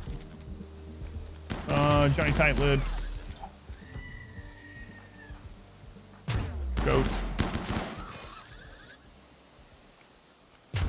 Okay. Looks fine. Yeah, we got a couple things to fix. Couple things to fix.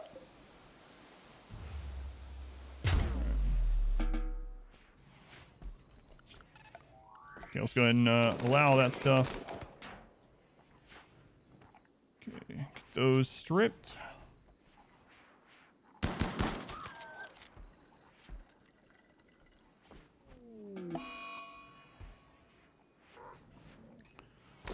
Tantrum, I'm gonna break furniture, whatever. Whatever.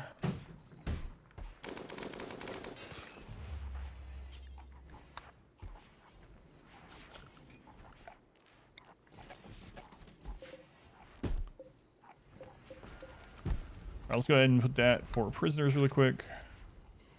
One's already dead. I think this one's gonna die really quick too. Alright, you guys are starting to burn that. It's good. So basically, my best bet is to set up like a zone where those guys can stay there and repair on their own without me having to micromanage it. But I feel like because of the location of it, they're not really going to do it very often because they're going to end up targeting the mechs or not mechs, enemies that are coming around that corner either way. So I don't know about that. We'll have to see. We'll have to see. Trying to welcome in. Kevin Conroy, the voice of Batman, also just died. Kiami, welcome in. Yeesh, welcome in. Yeah, that's true. I could just make sure I have the same people set every time. Put them on ignore and zone them. Praise the sub.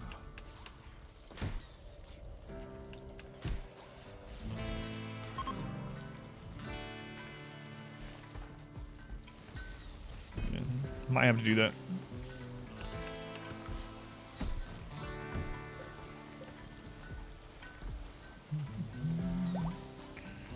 All right, that door is back up. Got some repair to do here with the plasteel. Yeah, having that one grenade go off is like, it really sucks. It could have been way worse. Luckily, it hit only our like robust people and it didn't like center in on them. But imagine if that was like a doomsday or something, right? That could be like game ending. So I'll have to get that set up, especially before we do any kind of end game event. That's also what I was kind of thinking as well yesterday about the middle barricade. I'm thinking about removing it.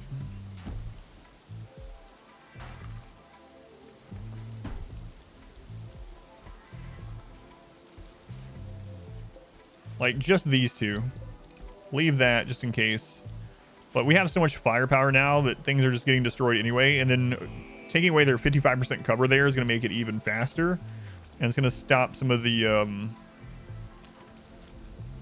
problems with the missed shots. So,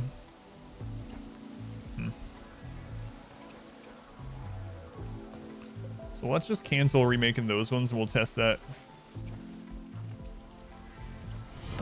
Welcome back. We'll test that on the next hit here. Loyalty is greatly appreciated.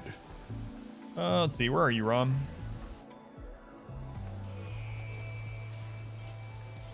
Okay, we already got people burning. Couldn't find details in the next run.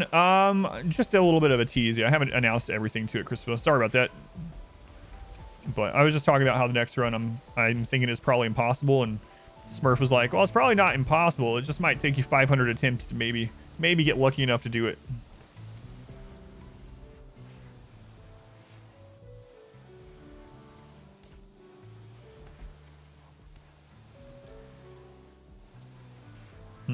That's a good point.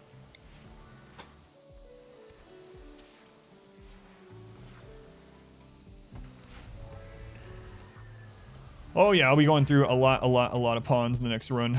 We need more plasteel. Trait optimists. Only 500 tries. Doesn't need to be impossible. It's not be worth doing. I want to try it.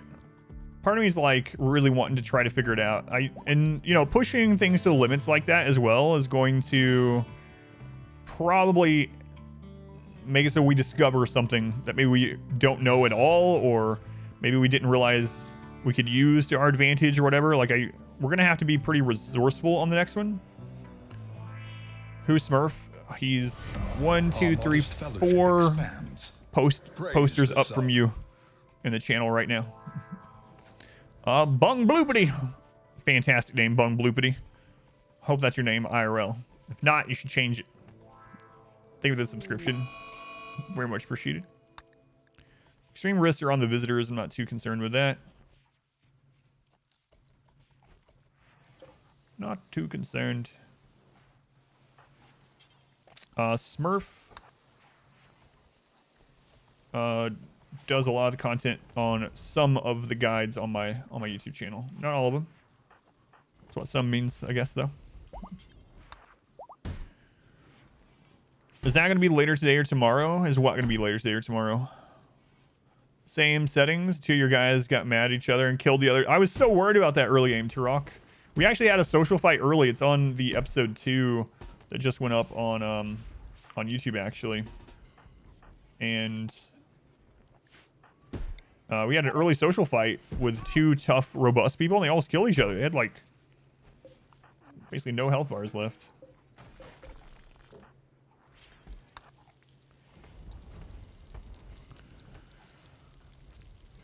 Sometimes that's the other way around there, Renfield. Yeah. Yeah. You remember when I came up with the auto bong defense? And then Smurf started posting and calling it Smurf auto bong defense? Yeah. It goes both ways. Social fight and someone's missing a head. That is very true. I know we could have stripped and smelted some of that other gear that they were just dropping, but that's all right. Okay. You stole my Autobahn defense. This is my preferred style. This one is the one I thought kind of matched Dwarves the best, you know, like this pointed table and yeah, I don't know. I just went, everything seemed to go pretty decently with the Dwarves, but there wasn't, I didn't want to do like totemic or something like that because I didn't want the animals on stuff since our Dwarves aren't good at animal handling and whatnot. But this was the duo that most closely represented fantasy dwarf style a little bit out of our limited options. Yes, the Singularity box still works. Hey, Ugly Sad Life, didn't you make a comment on YouTube asking if it still worked like this morning? And I also replied there to let you know that it still works. Yes, it still works. Still works. You're watching me slowly lose my mind. It's happening.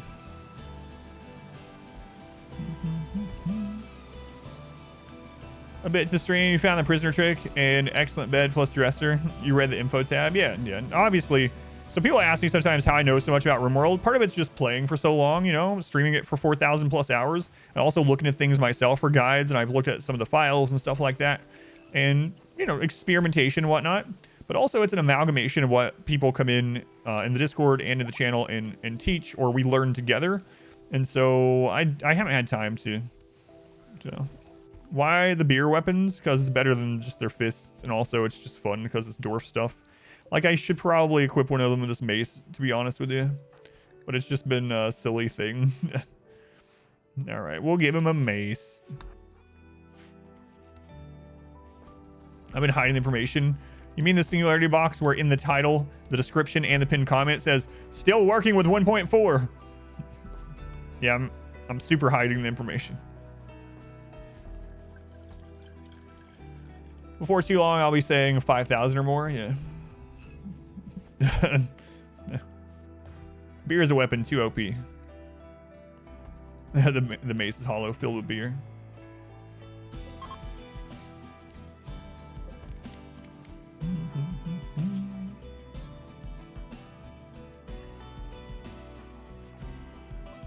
All right, Rom, you're the least likely to get any toxicity on you, so.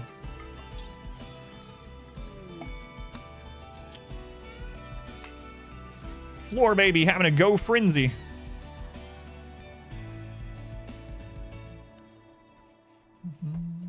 Yes, it still works. It still works. If it doesn't work for you, you're doing something wrong. It still works.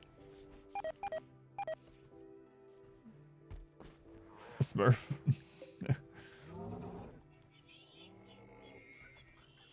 Oh, man. I'd rather go back to the day where everyone's asking if insects are on, honestly. Yes, we know. Yeah, porridge, we know. Toxic generator, pollution pump setup. Yeah, I should have probably made a guide on it when we were figuring that stuff out about a week ago, but I'm so afraid they're going to change stuff. So I changed my mind. Is Apocryton hard? I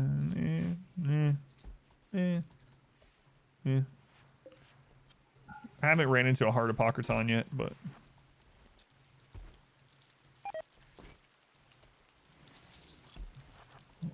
yes, it does. New mech probably on there, I know.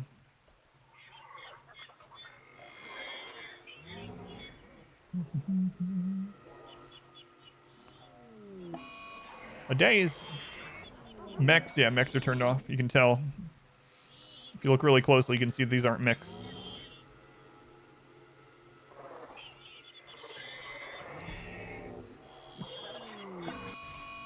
Sadistic rage. Sad youngsters. Well, I can't help it if your kids are sad. How's that my fault? Who are the children? Poink and King. What kind of name is Poink? Don't name your child Poink if you want him to be happy. You know, you can't name a child Poink and expect him to not be sad. It's kind of weird. You know what I mean? Kangaroo. There you go, children. Stop hauling dead bodies around, I guess. Turns all raids into sieges. All sieges build Singularity Killbox against me. Imagine a mod that did put the Singularity box in all of the enemy bases. I guess you would just just break through the side. Doesn't matter. Proud Pigman name going back 4 generations. How dare you? Go back 4 generations, so like what, a year? Going back a year? My name's Poink, how dare you?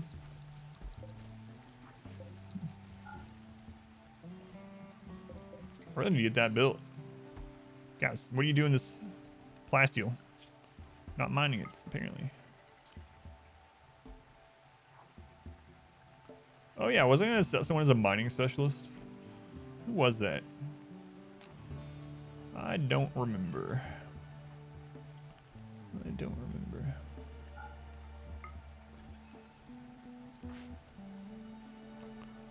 I'm somewhat of a Poink myself. Oh yeah, yeah. If we weren't able to break down walls, yeah, that'd be terrible.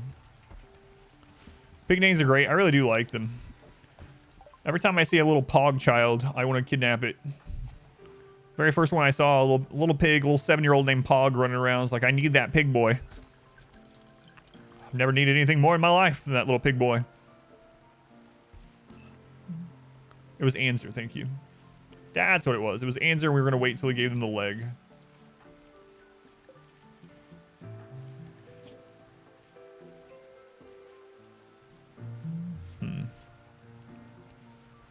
The old man from Family Guy.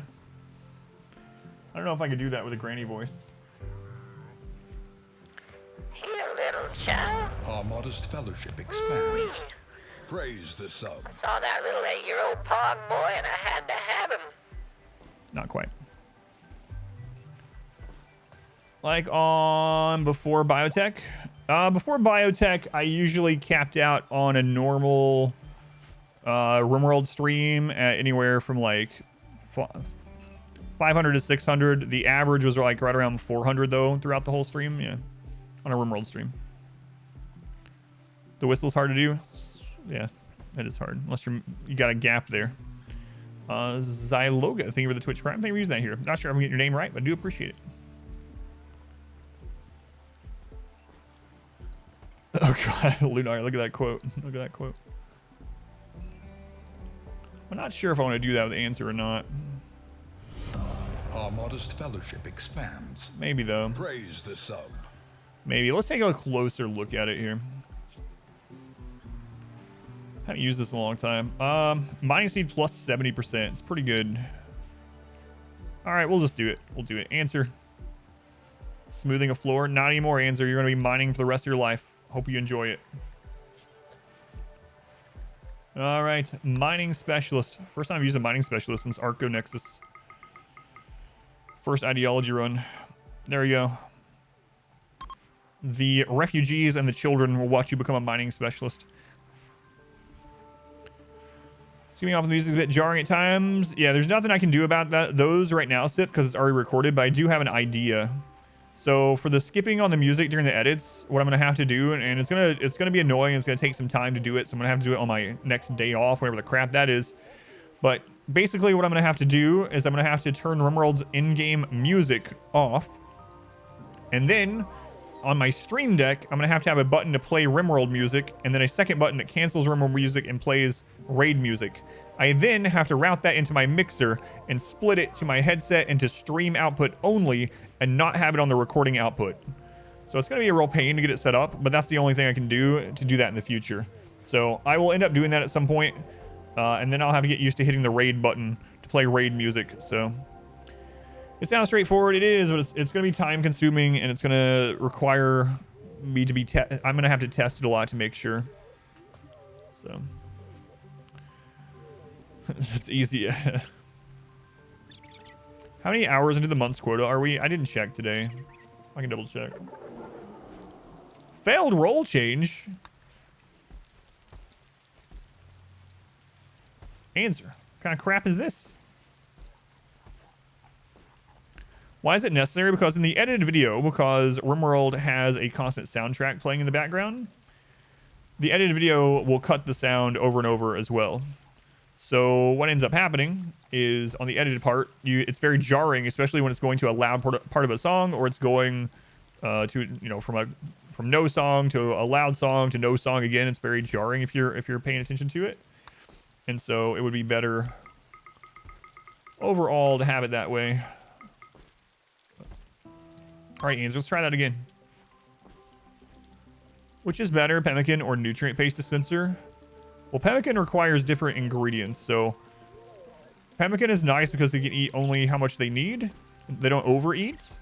It's very nutrient efficient, but they can still get food poisoning from pemmican. You need multiple sources of food to make pemmican. So paste dispenser is easier, but if you don't have like transhumanists, then they're going to be upset if they're eating paste dispenser, or if they're not like ascetic or whatnot. So paste dispenser is much easier, but they both have their pros and cons. Failed role change. I'm not sure why they're failing it.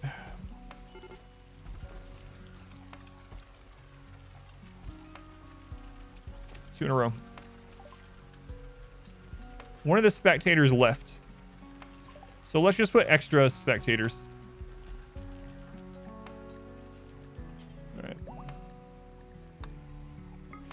I think one of the kids or something, or just one of them just having to roam out of the room while it was going on for too long, because the lectern is so close, maybe to the edge. I'm not sure. I just want to mine.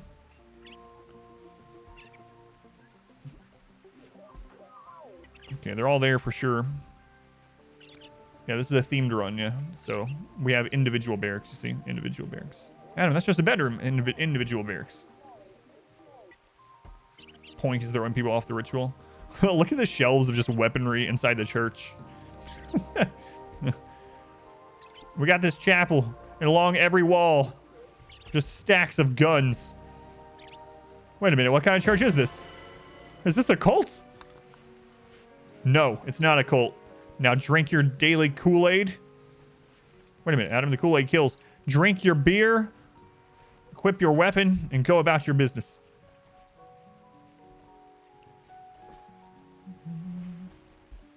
Get up.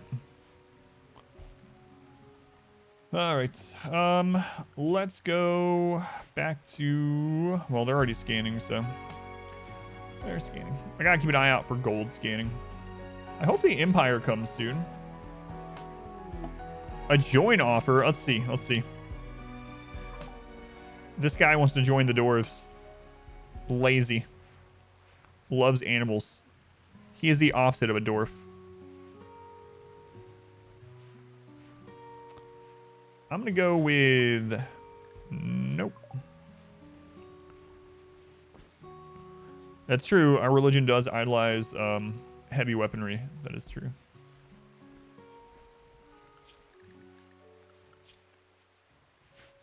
That is true. All right. So what do we need to do? I need to get another Toxfire lung, at least one, for other melee blocker. I should probably just go ahead and leave it set on the 4 again. Let that build up. This isn't a cult. It's a cult 45. Let's go in shadow. Can the vampires that join via meeting quest betray? Oh, you mean after they become a colonist? No, you don't have to worry about that. What are the best 3 traits that aren't tough? Fast learner is the next one, I would say. You know what? I'll pick. We have a guide going up for traits later this week, hopefully, maybe this weekend. But anyway, what I'll say is I'll pick a category for the top 3. Fast learner, absolutely. Jogger and sanguine. Those are 3 I will go with. There's actually a big 5. There's tough, and there's the big 5 that Smurf and I agreed on were like the 5 best traits outside of tough. But I have a guide going up on that. It's already recorded. I already done all the voiceover for it. It just needs a little bit more editing, and then I'll be able to post that. So hoping this weekend I'll have that posted. Do you like the Mechanitor and the Mechanoids? I do. Yeah, I do actually like it. I did a lot of that in the first playthrough. Do columns prevent an infestation spawn? You make rows of columns. Mine on the mountain. It should, yeah. Unless it's been changed, it should. But I mean, if you're gonna put like a column in every tile or whatever, if you're gonna go that route, I would just like probably just turn them off. Or you can just do this. You can just put caravan spots everywhere you don't want an infestation to happen. Is there a reason I'm not using mechs? Because that's what? That's not dwarf. Look at this. Psychically deaf. Psychically deaf. The mechs in RimWorld take a psychic connection between the Mechanitor and the mech. And that psychic connection, that's elf crap. Ew, elves, ew. Why do the mechs want to hurt us? No one knows. Trigger happy is not one of the top 5 in that regard, just because the top 5 have no downsides, and trigger happy does technically have a downside. Ew, elves have cooties. Mech magic.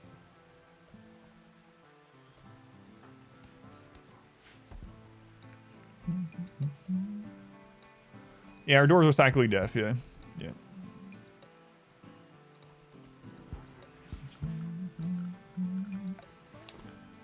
Let's see here. Which one is the closest to gold? Let's check out pastel orange. Check out pastel orange. What's up with those mechs? Oh, what are you talking about? Our guardians of the south east. This is the Florida of the map. It's the Florida of the map. It's dangerous. No one knows what's going on there. It's a problem that will hopefully fix itself at a later time. Southwest? No.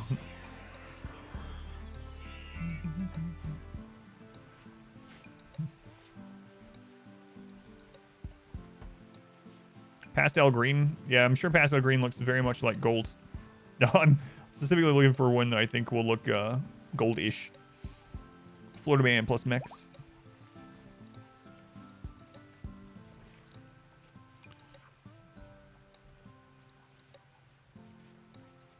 Everglades are full of gators that are actually mechs. A command you wish I could make, but it might be way too complicated. What's the idea behind it? There are a lot of traits that are situational. Exactly. So I'll tell you the evolution of this guide that Smurf and I are putting out.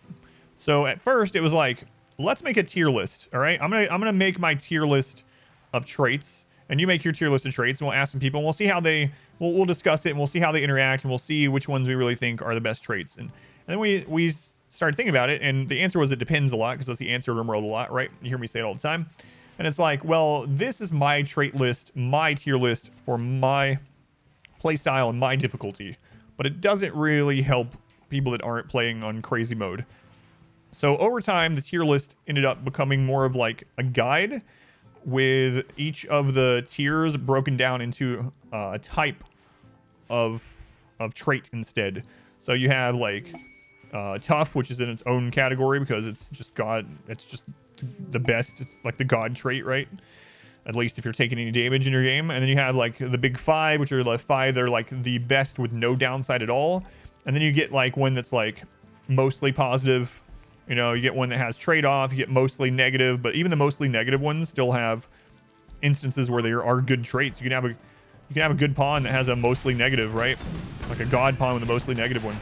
So it evolved into something like that. So now it's more of a guide than a tier list. But anyway, that's coming out soon. That's a good question. Make a gold. Well, I actually don't like the gold tile. The gold tile, once it's down, doesn't look very gold, unfortunately. That poor visitor. I wonder if you could take this. Hang on. Can you even do stuff like that? Wait, where was that? Oh, that's the, it's not the mech thing.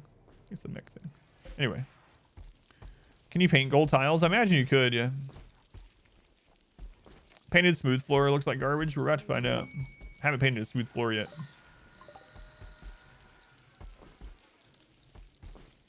Passing the wrong map.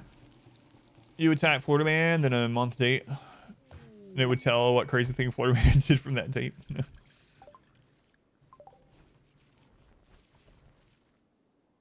Let's go around to the other side. You know what? He took out those walls though. Maybe that was his mission. Well, I mean the mechs kind of took it out. All right, the plasteel is up. Let's get rid of this.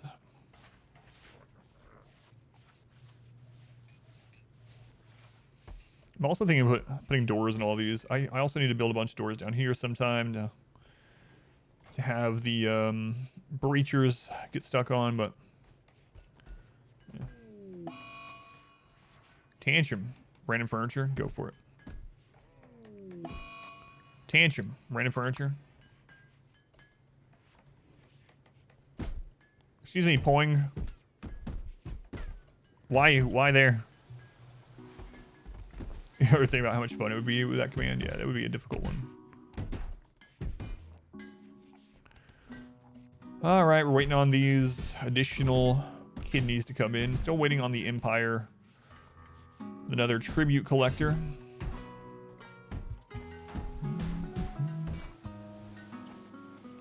Can you show you how to do that? You just hold shift.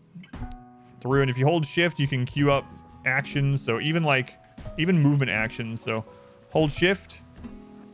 See, you can queue that up. You can do the same thing with actions. Just hold shift. Kids seem OP. They are super OP, yeah. Yep, all of our kids that we kept out of the vat from 3 to 13 turned into god pawns. All of them. It's really crazy. So in Darth, Otter, welcome in. Ruins. Yeah, just hold shift. You been missing out? Yep.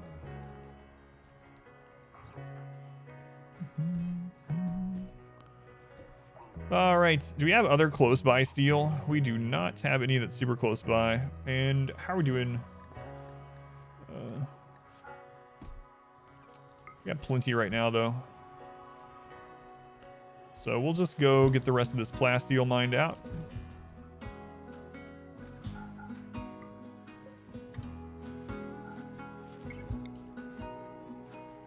Hopefully we can scan some more real quick. Philip has some more shells. Have a riot on my hands.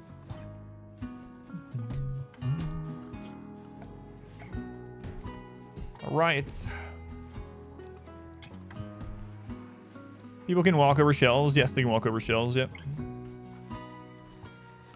Yeah, even some of my vat-grown pawns turned out to be god pawns. Well, kind of. Trait-wise.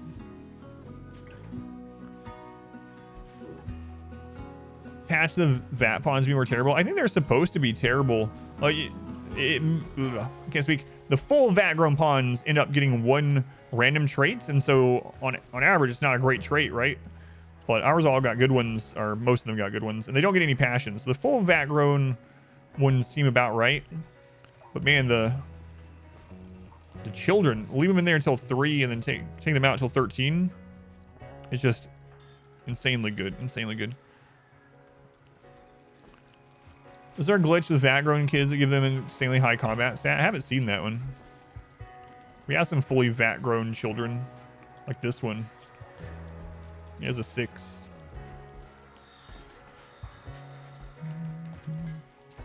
Moved it out of the bottom left, yeah. Hopefully that's in an alright place.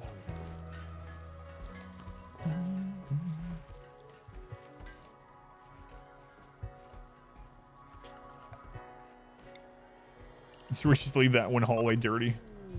Shouldn't we clean this hallway? It's just... No. No. There's a sign in there. Do not clean. Why don't we clean that hallway? Sky God told us to never clean that hallway. That's where the dirt goes. Oh, okay. That makes sense, I guess.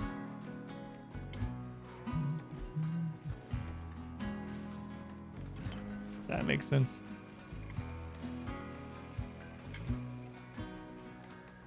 That doesn't make sense at all.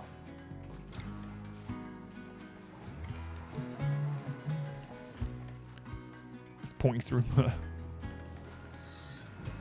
There are more than 5 traits with no negatives. Yeah, there's more than 5, but those are the big 5 that are, like, for instance, Industrious is up there really high on the list. Industrious is up there. And hard worker is only positive as well, but it's just a worse Industrious, but it's still very good. What are the downsides of traits like Masochist and Nimble? So the thing with Masochist and Nimble, they're good. They don't have like super downsides, but they're not always applicable. Like something like does that look gold enough? Yeah, I think so. Let's try one more. Really need to get the guide out, but something like Fast Learner is going to be helpful on everyone. It's a good trait and it's literally going to help everyone. But if you have a nimble pawn and they're never in like melee combat, it's just nothing. It's just literally nothing. So it's not necessarily that they're a negative, it's that their bonus is not as universal and it's not as good. It's not as high. So that's why I didn't want to do quite the same as a tier list, you know? So it's not that those are negatives. There's more that are all positive than those 5. Let's try out mustard.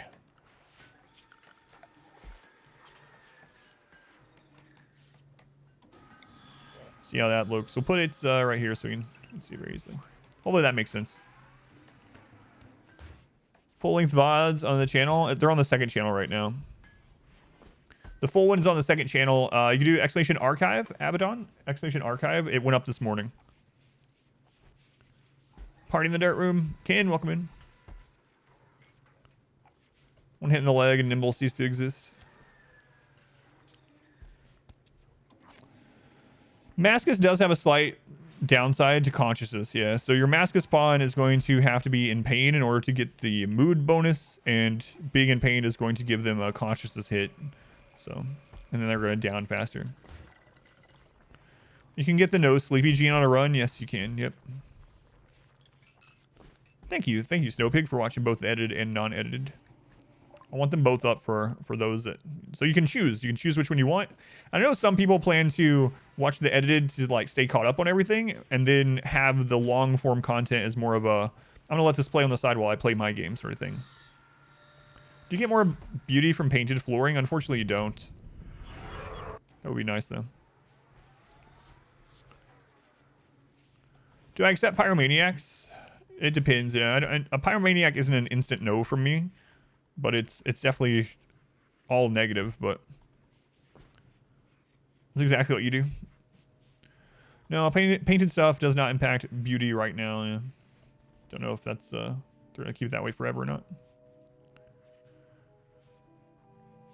released a major update, adding new subclasses. I would like to in tiers, but I just don't have time right now. The bonus streams right now are Ragnarok. Maybe after that, though. But yeah, I really do like it in tiers, as you know.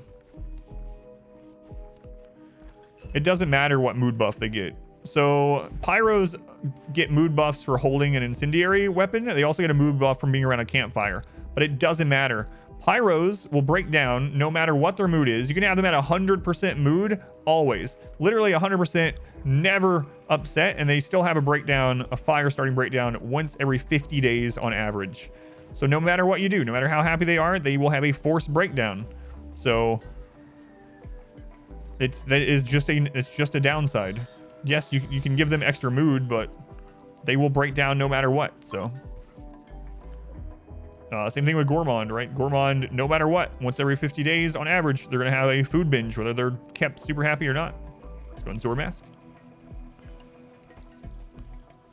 I go over those combos in the guide, yeah.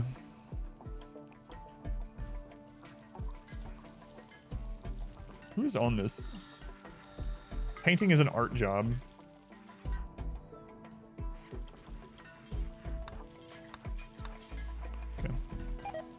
How far I get in God of War? I don't want any spoilers at all, so I'm really cautious about talking about it during the stream. Oh, did I turn off follower mode for this stream? Whoops, there, follower mode's off. Sorry about that for anyone that's new to the channel. Anyway, I just played it for about 2.5 hours, so not very far. Single phase mechanics were a bad idea. It's fine. You just won't actively be able to control the mechs. They're not gonna like go crazy on you, but you won't actively be able to control them. I don't know, man. Pastel versus mustard. I'm actually going with I'm leaning towards pastel here.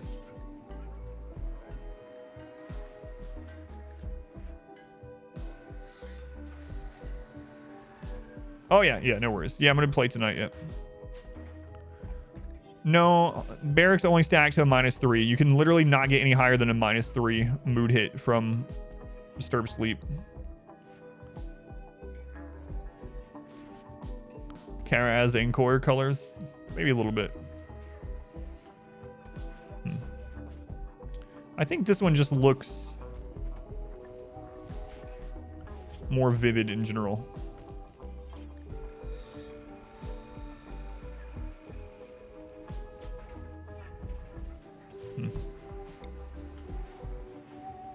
Let's see what it's going to look like with the other colors around it.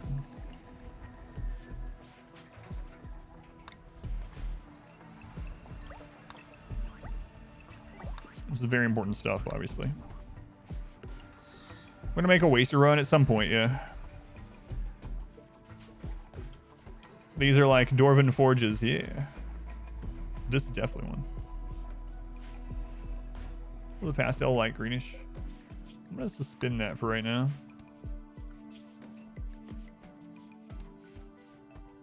I see. Okay. Weasel, you can paint some stuff for us. There you go. Converted to using barracks in your past few runs since watch you. What have you done? They're so strong. Barracks are just so friggin' strong.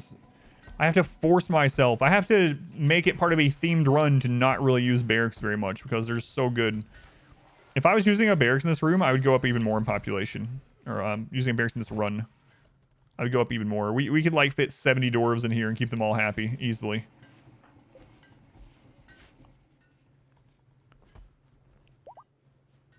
Constantly click onto the stream window to pause. You're not the only one for sure. You got this, Blue. You're my boy, Blue. I mean, my girl, but that's not what the movie says. Blue, I have faith in you. Just Blue and their short bow. You got this. They're dead. Back to the mountain.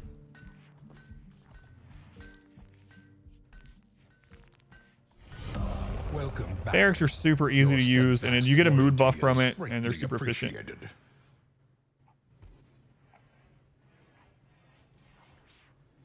Well, that's an interesting interaction. What? Our modest fellowship expands. Praise the sub. So hang on a minute. The mustard overlaps the blue onto the blue tile, but the pastel, the blue overlaps. That's so weird. Do you ever bother with TVs or hospitals? Sometimes, yeah, sometimes. I'm not sure which one I like better because it's very interesting. I kind of like the thin one better because it almost seems like a vein of gold. A vein of gold. Let's go on, Tommy. Welcome in. Taran. Welcome in. Van, thank you for the Twitch Prime. Thank you, Van. And Skeeter, 3 months. Thank you, Skeeter. Sim, thank you for the 200 bits. Thank you, Sim. C. No, not C. I don't know why I said C. Sabamon, thank you for the Twitch Prime. Thank you for using that here. It looks like someone spilled orange paint and leaked out the door. I think so. Huh. It's interesting. Yeah, I think I'm gonna go with this one. No, I had both of these on. Yeah, I don't know. We can test that though. Let's do it. Floor. Excuse me, I had it backwards, right? Let's try the no. Okay, here we go. All right, let's test it. If you were Tynan had to nerf barracks, how would you do that? If I were Tynan and I were going to nerf barracks, what do I think is a fair way to do it? I think if you made it so that barracks cannot be another room designation, that alone would be enough to make it so barracks are still worth using, but you then have to do another room for like your dining and recreation, so your base is still a little bit forced to be a little bit bigger.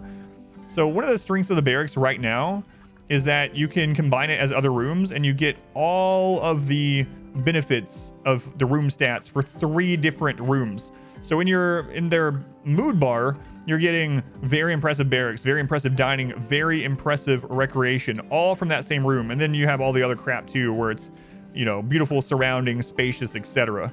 So if you made it so that if you have more than one bed in a room, even if you have a table in there, you no longer get the benefit of the table being in a dining area. I think that would be enough to balance barracks to make them still strong and still space efficient, but not as efficient because you would need those extra rooms for your dining and recreation. And you can still combine those two, right? I think that would be enough if I were to do it, if I were the developer. And I don't think they necessarily need to do something like that, but if they did, I think that would be a good way to go.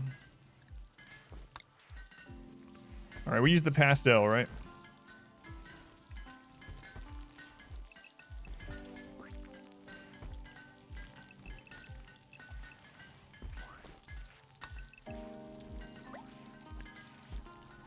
Can I say etc. again? Why?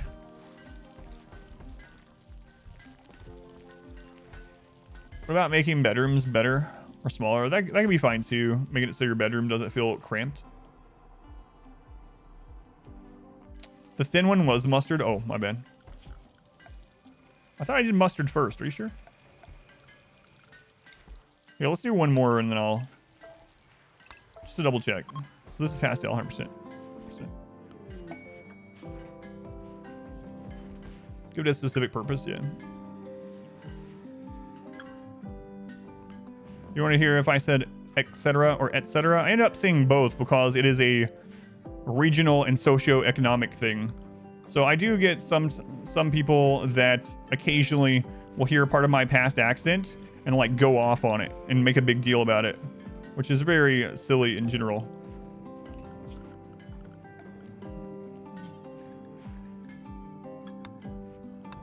But no, it's a regional dialect, socio-economic type pocket for the mispronunciations. But it's not like, you know, everyone in the US is like speaking old English or something. Yeah, let's go back further and let's go with English. English.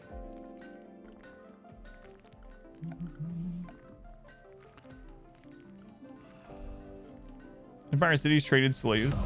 Welcome back. I'm not sure if they do. Your Spanglish. loyalty is Craster, thank you for the greatly 13 months, appreciated. Craster. Thank you, Craster. It's almost one entire calendar year. Esperanto. Ye old Norman English. What's going on down here now? Oh, it's just stuff burning. Okay. Wait, who do we have doing this?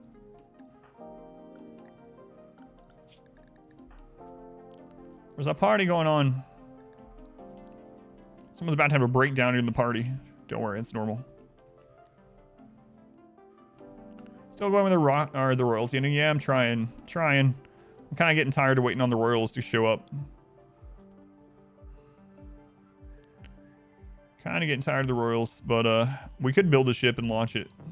I'm trying to go with the themed run.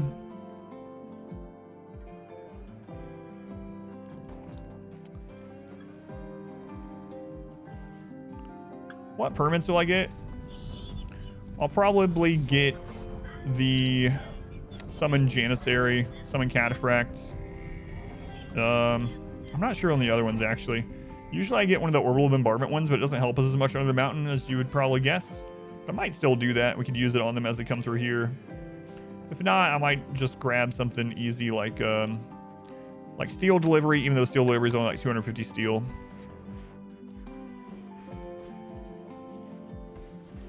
Yeah, okay. It was the other one.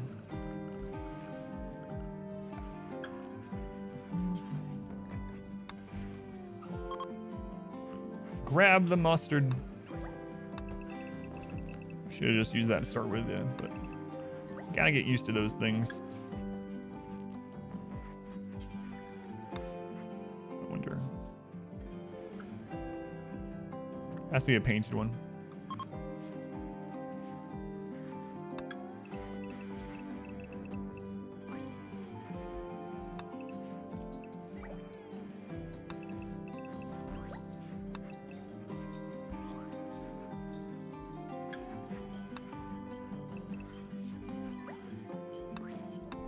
Perfect. Excellent. There we go. Can I explain how armor works like you're a 5-year-old? Alrighty. Here you go. Let me find one. Does anyone have actual armor on? The game actually lays it out pretty well. If you go in here and you hover over a defense, the game explains exactly how it works and what it rolls first. But I explain it like a 5-year-old. All right, Anubis. So you want to wear armor because when the big ouch comes, you want to have something there that absorbs that big ouch so you don't get the big ouch on your skin and it hurts the armor instead. And so use whatever the best armor is that has the highest number. You know numbers, right? Remember when we practiced to count to 100? So the closer to 100 or even higher than numbers go higher than 100, the better. The better. So make sure you're doing that. That way the big ouch doesn't get through your armor and hurts your skin. Yeah, you wouldn't want that. All right. Anyway, if you go in the game and you go to this, it will explain to you how it works and how it rolls different layers and which layer is rolled first, and then how the over damage rolls into the next, and so on. So just go into one of your armors, hover over it, and just read this stuff in the game if you want the not 5-year-old version. Masterful description. Numbers higher than 100? What? It's always funny talking about things like that, like learning about math and numbers in school, because when like very, very young, it's like you can't subtract 5 from 3. You can't do it. It's impossible. You cannot take a bigger number from a smaller number, and then they teach you that, and they're like, you cannot do it. Don't think you can do it, little man. And then later on in school, they're like, we kind of lied. We didn't want it to get confusing. You actually can do that. There's this whole world of negative numbers. And you're like, what the crap, teacher? And then you're like, is there anything else you haven't been telling us? And they're like, no, that's it. And then you get to like late middle school, early high school. And then the teacher comes in and they're like, today we're going to learn about imaginary numbers. And you're like, What are you talking about? What are you talking about? You told me there was nothing else. There was no more lies about types of numbers. Imaginary numbers. No, I'm done with it. The planet model, the atom, yeah. There's lots of little things like that. They're there to try not to confuse the kid. Yeah.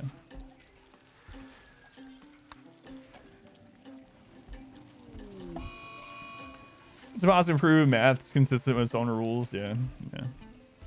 It's funny. I like math though, honestly. I actually took calculus 2 as an elective credit in my psychology when I was taking psychology for my college degree. I needed some more credits for electives, and I took calculus 2 as an elective credit. So I do like math, but it is funny. It is funny how that stuff goes. You will join us or die, Master. Your advisor described teaching math by saying that we lie a little bit less to your students each time we cover a topic. Yeah, that's a very good way to put it. Are there imaginary colors too? How would you know? Imaginary numbers is a bad name for it. It really is, yeah. For electrical engineering, it's really important. Complex numbers. Same with physics. Calculus is really insane. I liked calculus in calculus 2. I wasn't really a fan of trigonometry though.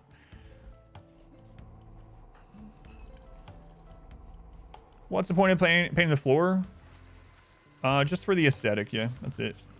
It's literally the only reason.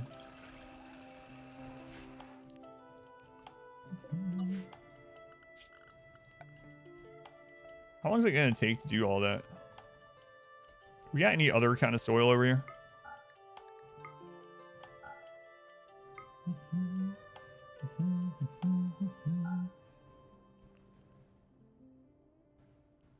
What's the challenge with painting the floor? In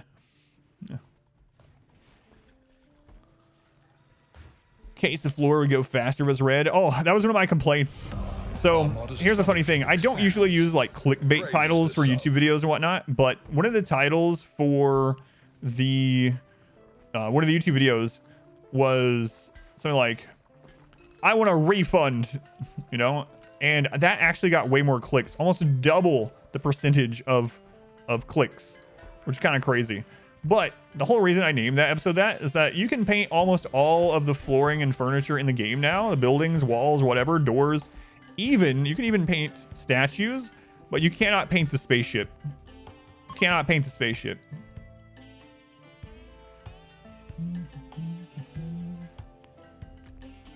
Yes, I do live in Indiana, yeah. Wish the paint on the floor had hard edges. Yeah, it would be kind of nice instead of like looking like this. I need to have some masking tape down there. Next episode, Poink, what are you doing?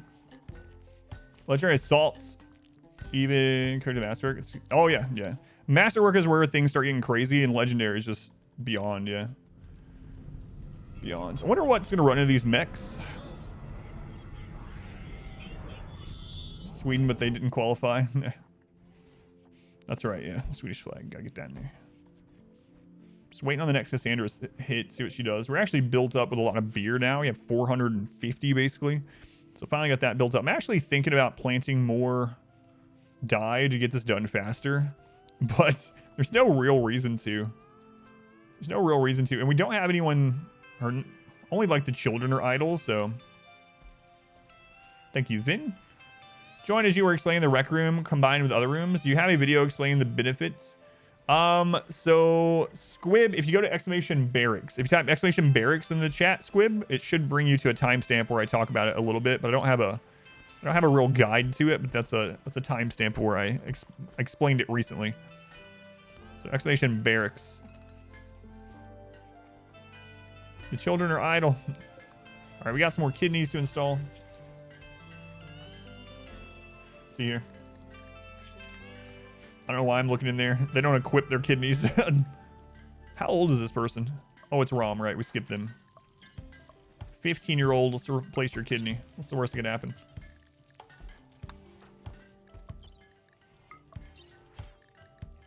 All right, there we go. Where's the random green square? That's a good idea. No, you know what's better? I should use the other yellow in just like a very small spot. No, you're right. Like a completely different color. Maybe just like pink or something. Or maybe a green. I don't know. We'll think about it. 3 kidneys. Why am I doing the talks about our kidneys? because the deadliest raid to us so far has actually been wasters, and that's because we are using melee and close range weapons. So the wasters get in here and they hit their packs or whatever, their toxic packs, and people get toxic buildup very, very quickly.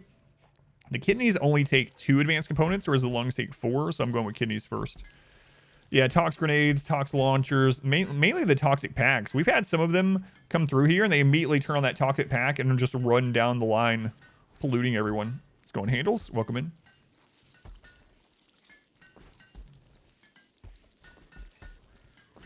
Comment about the tile being 1 color off. It's making people mad, but never actually color it.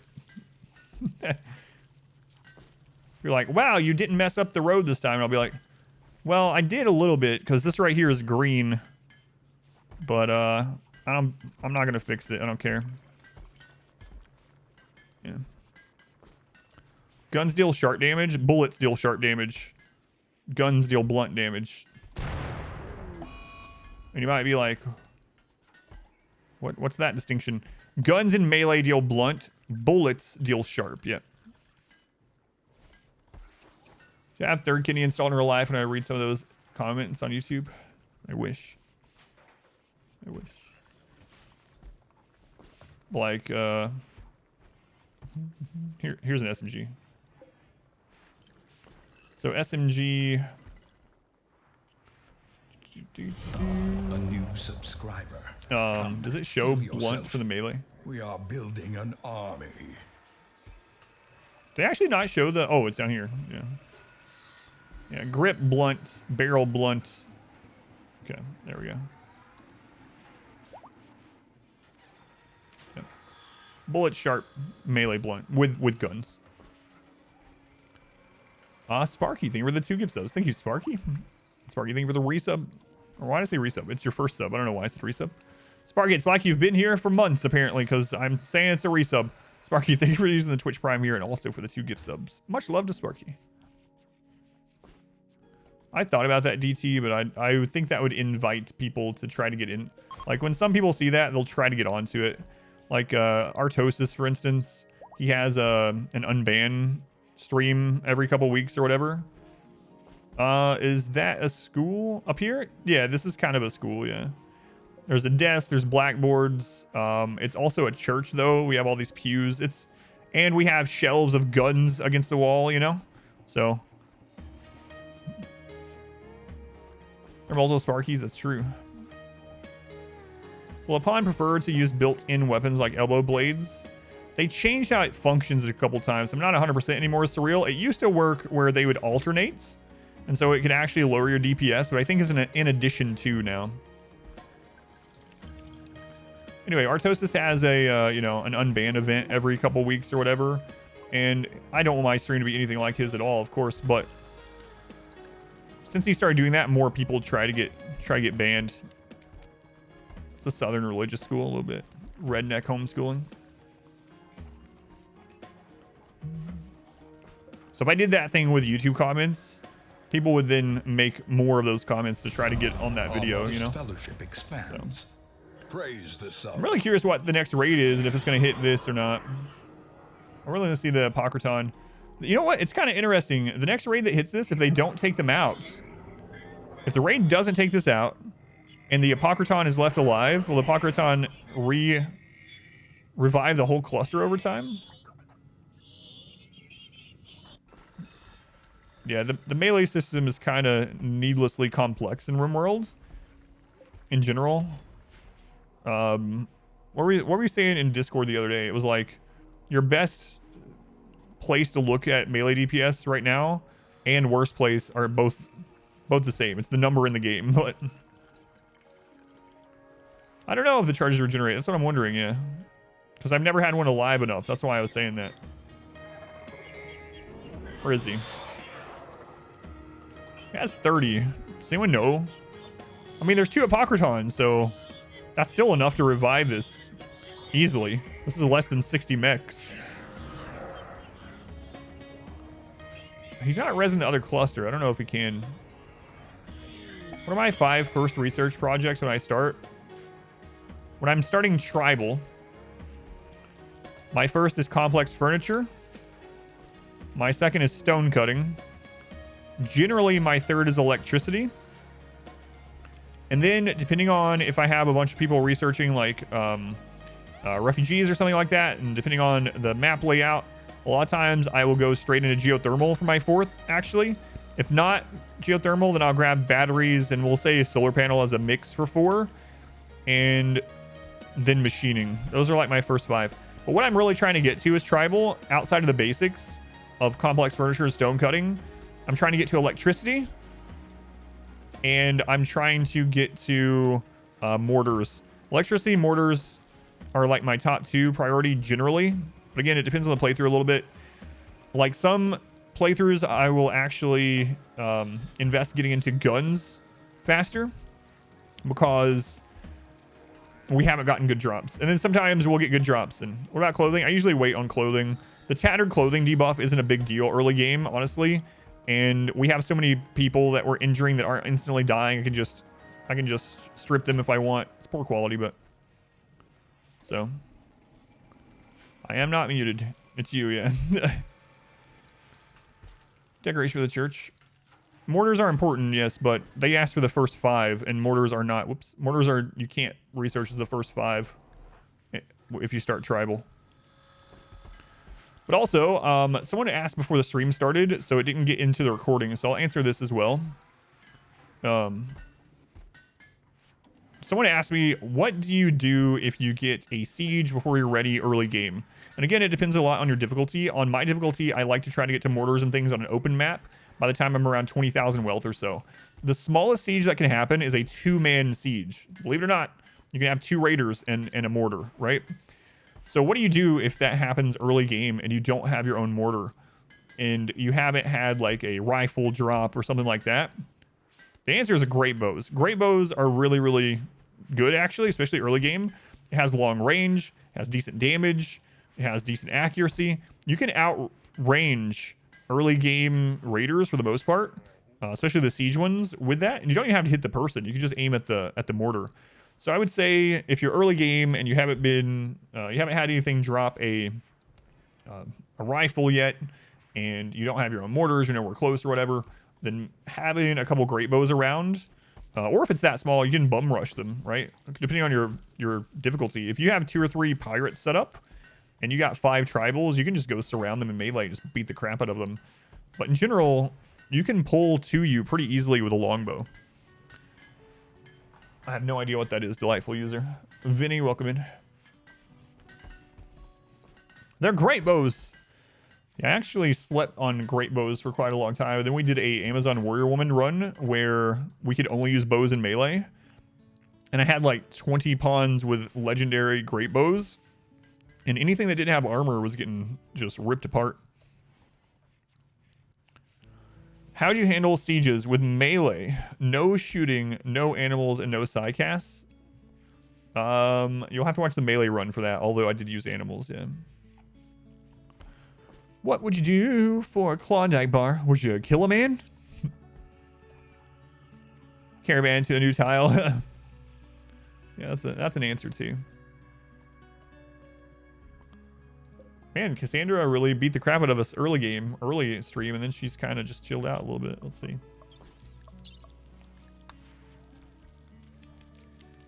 Oh, right. I forgot about that raid.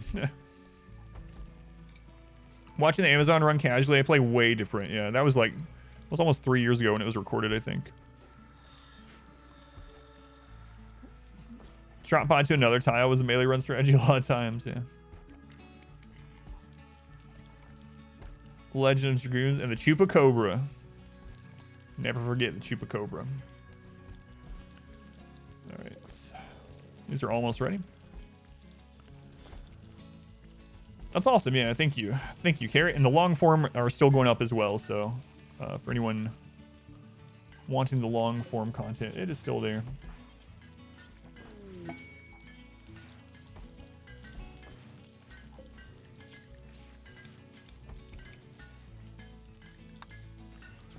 Let's see. Okay, we're gonna start smelting the normal shotguns. Don't need those anymore. tricks and tips. Kangaroo wants to join. Kangaroo song, kangaroo song. How old are you, kid?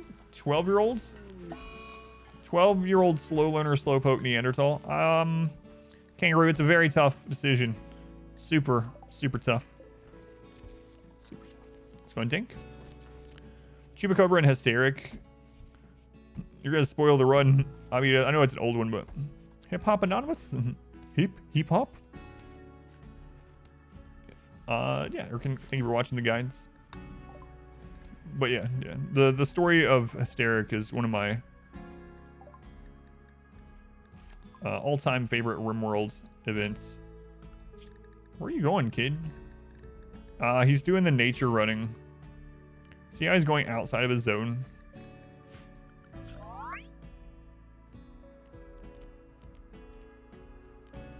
Alright, we'll get rid of that.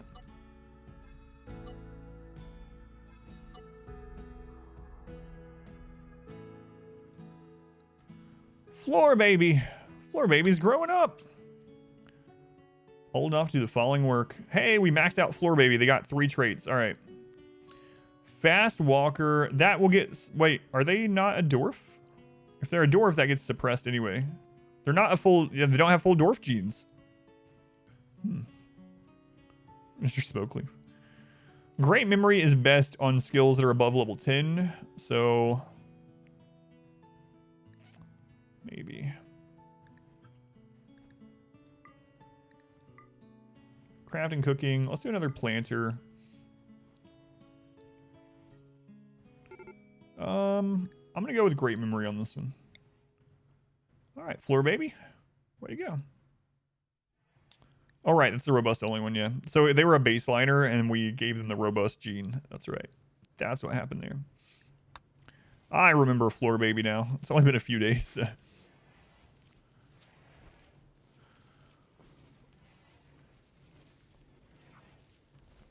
RimWorld during the first 3 episodes of the Melee run. Yeah, isn't that weird? Yeah.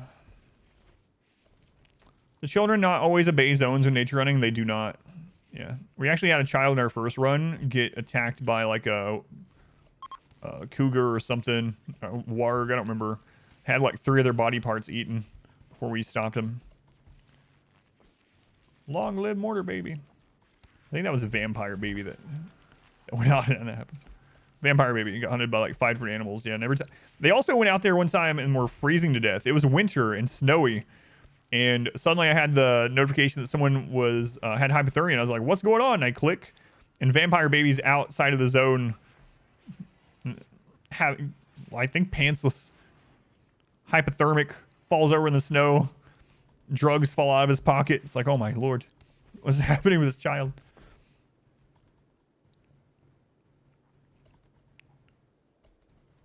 They start early these days. I start early. So I haven't scanned anything else super close by. Was that an experiment? No, it was Vampire Baby. Different one. Just another day on the rim. Fell out of his pocket, but he didn't have pants on. Oh yeah, yeah. Pants aren't the only things with pockets. Have you ever heard of Nature's Pocket? You haven't heard of Nature's Pocket? Ask your mom about it. Ask your mom and she can explain to you what Nature's Pocket is. I've been saying that to so many people lately. Eaten in one gulp by a bear. That is sad. A guide on armor equipable at some point. Yeah, it's on the list. Yeah. Thank you, Stumbles.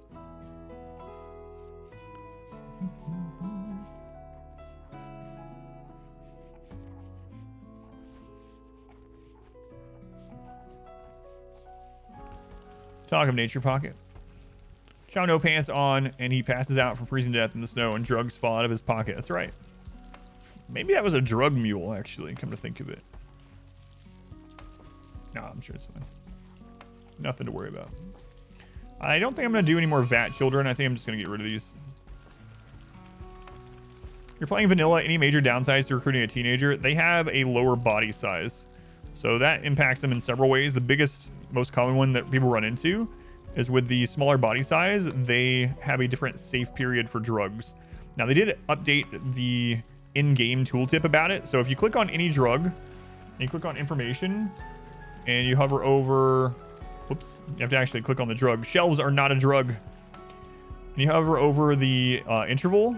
It'll tell you, based on their age, how much they can drink or take. Some of them don't have a safe interval, but for like beer, your baby's 0 to 2, they can have a beer every 5 days.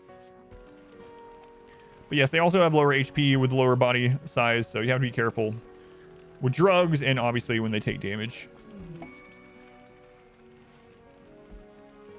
I don't know if a prisoner has less body parts, so they have less blood for vampire blood feed. I don't know. Oh, we found more plasteel right there. So. Lower work speed now too. I got so many people. Well, a lot of them are refugees. They're only temporary. We only have like 27 colonists. It's good to know how often you can give your little kids beer. Yeah. Yeah. We're almost done installing all these kidneys. Hooray.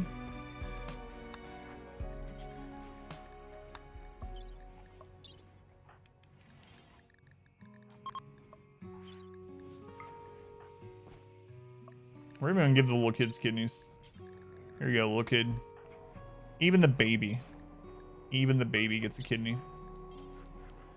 I think we only have 4 right now. Did the colony cap change? There's never any hard cap, no. And none. The population intent has not changed either.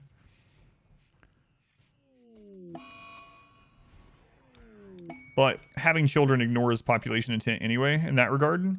And so does the ideology join ritual, so you can get crap load. Sick with blood rot, daily treatment.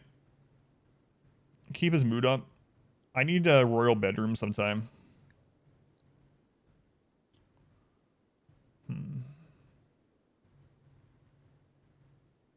He's a praetor.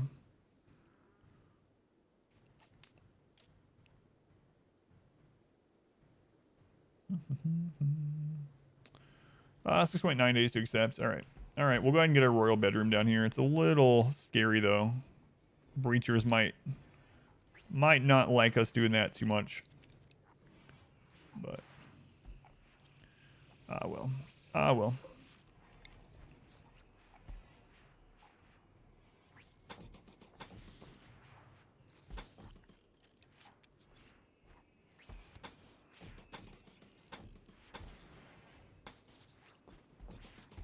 That makes the throne room too small. We'll open that up for it.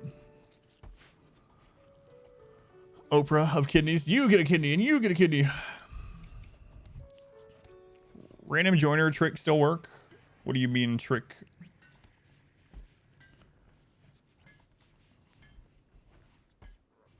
But yeah, population intent is still the same. They try to get you over time, if no one dies, eventually to around 20 pawns with things like prisoner downs and whatnot, but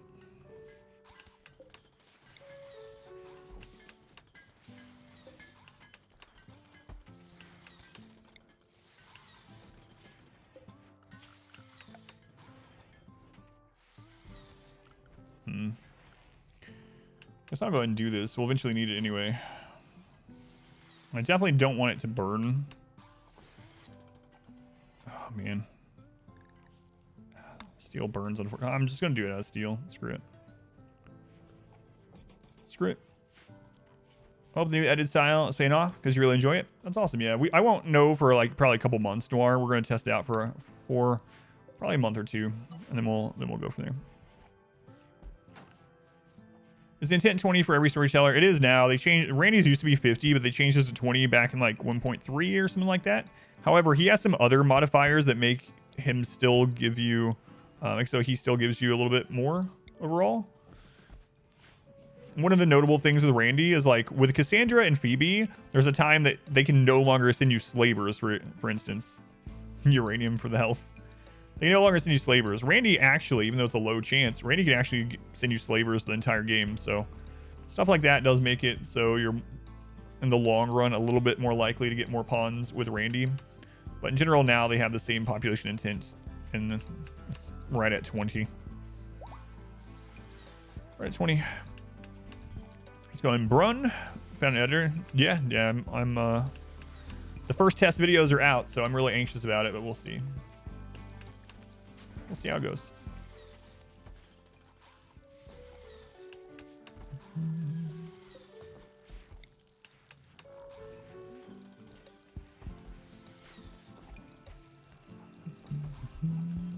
Nice bed of uranium. The village has 20 people. The slave trade must immediately be dissolved. It's really, I know it's a game mechanic, but we were talking about that. We talked about it a lot before, but it makes no sense. Like even in my fluid ideology run, so if you do exclamation fluid, it's the worst start ever. It shows how just god awful Randy can be, especially in the jungle. But anyway, we're there. We're starving to death and naked. We're living in this little hut with nothing. We're we have food poisoning. We have disease, whatever. And we don't have anything to defend ourselves. And this big group of slavers comes in with weapons and animals and like 5 slaves. And I don't even have any silver yet or anything, right? And they're like, hey, you want to buy some of these slaves? Instead of taking me as a slave. There's no way. There's no way that that would be. But obviously, a lot of things in RimWorld aren't accurate. But just imagine that. You're like, my character's like trying to put on a front. Like, hey, guys, I'm just out here to see what you got for trade. The rest of the colony are... they're at prayer. They're at prayer right now. And the guys look over and it's like a little hut or something. And it's like, they let me go, but yeah, they're all crammed in there. They're at prayer. You could go inside, but the door is a little blocked by all of our advanced weaponry. So, the door, it's got all kinds of stuff there. Just don't worry about it. You can just trade with me.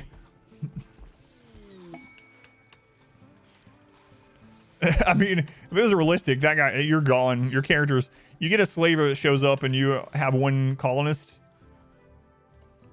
You're becoming the slave. Yeah. You have a social skill 20. Rather than some bandits. But why wouldn't they take you? Why wouldn't they take you? Maybe you want to be a slave at that stage, yeah. I'm so hungry. Please take me.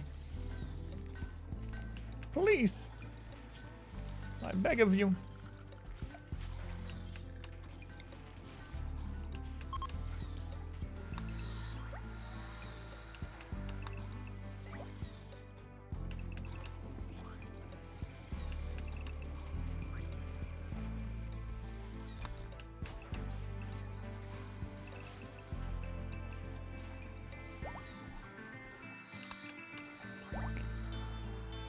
Reminds me of Kenshi. I still haven't played that. A lot of people have suggested, but they didn't slave you. They don't want your wealth to get too high. End up in a cannibal colony.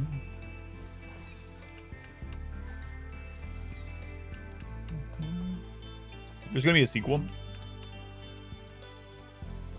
Yeah, I'm really looking forward to the hot potato charity event this year. Should be a lot of fun.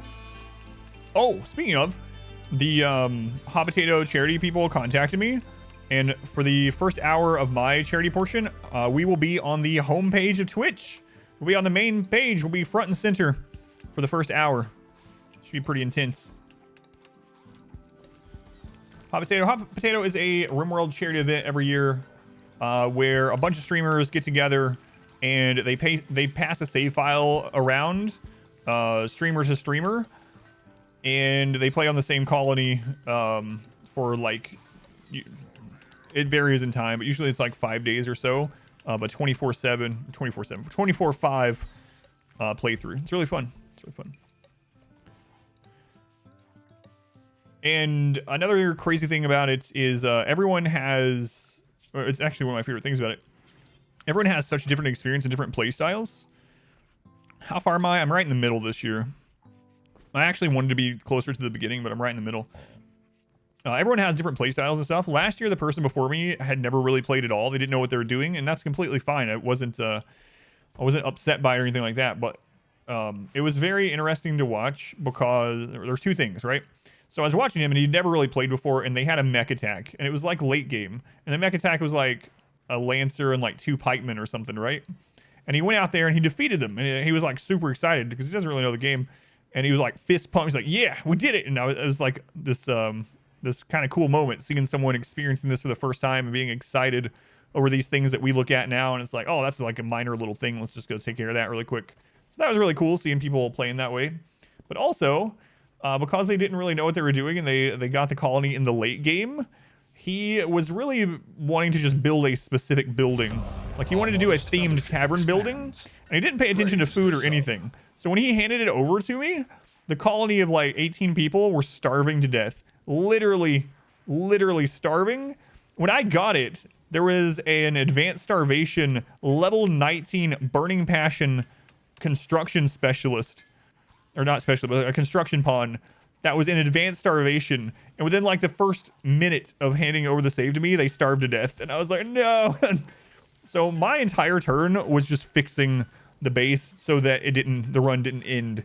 So for like 3 hours, I was just on like, all right, I need to get this work stuff set up. I need to get enough food planted for everyone. So they had no food, but they had like 27,000 bales of hay or something. Like all the farms were just hay grass. And I was like, all right, I got to fix this or else this run is dead. So it was really fun. It was really fun. And it was awesome to see them playing with that for like the first time, you know? And I don't mean that in a belittling way or anything. Like, we were all there. I was there, you know? I've had colonies starve to death, but it was fun. It was fun. Watching me do damage control on the disaster is a fantastic viewing experience. Nice. I'm glad you liked it. When's the event? It's in late November. I think my day is on the 28th. I don't remember what day it starts. I'm gonna have to look. I'll post it. I'll post it though. What happens if the run dies? You start again. Elena, yeah, Elena is more she's the one right before me, and she's more knowledgeable. She actually plays the game. She plays it completely differently than me. She plays on lower difficulties and more aesthetic, and you know, just having fun and more of a story generator, which is perfectly fine. But she definitely knows more than Cletus knew, which is fine. I mean, I don't mind who I go after. It's all for fun. It's all good. Last year we raised $85,000 for Doctors Without Borders, so hopefully we can top that this year. Yeah, I've thought about doing a Save My Save series. I just don't have time. The difficulty, the person can play whatever they want. Yeah. Play whatever you want. You can put it on peaceful. You can play it whatever. 500%. When's that happening? Towards the end of this month. Oh, you seem fun. Yeah, it is. I put it on losing is fun, and I put it on no pause.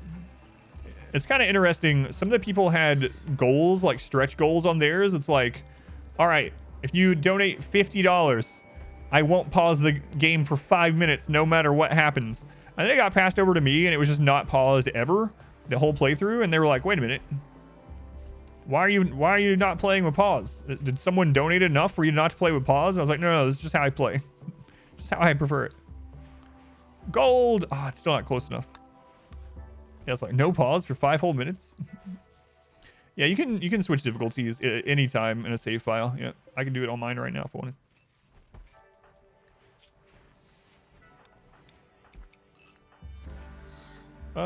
Let's see here. Baby Dwarf, it's time for your kidney.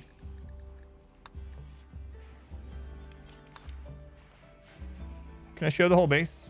Sure. There's the whole base. Donate 15, I'll pause for 5 minutes. Last year, they let me use my no pause mod for it, yeah. Usually, it's basically that you don't use mods, but I asked them, I was like, is it fine if I do this? It's not going to impact the save file.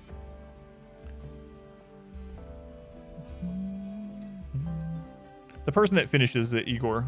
What determines the quality of a constructed thing like a chair? The person that finishes it. So if you build a chair partially with one person, and you come in with your production specialist and finish it, it'll take the production specialist one. So this fire board game, it's been really good. You did mention it, yeah. Well, I think you mentioned that you were getting it. I don't know. Wait, no, you said it was better. Yeah, you mentioned it, and you told me it was better than the Darkest Dungeon one by a lot. So, 250, I have to pause. Yeah, I'll definitely be doing some crazy donation goals for the charity this year on it. Should be interesting.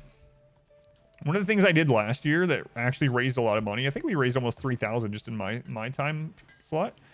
But one of the things I did is I made it so that if you did like a $25 donation for the charity, you could pick one of the voices on the mixer, and I would go into that voice until someone paid to do differently.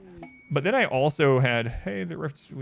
I also had one for like $10 that would make me stop doing the voice if you got sick of it.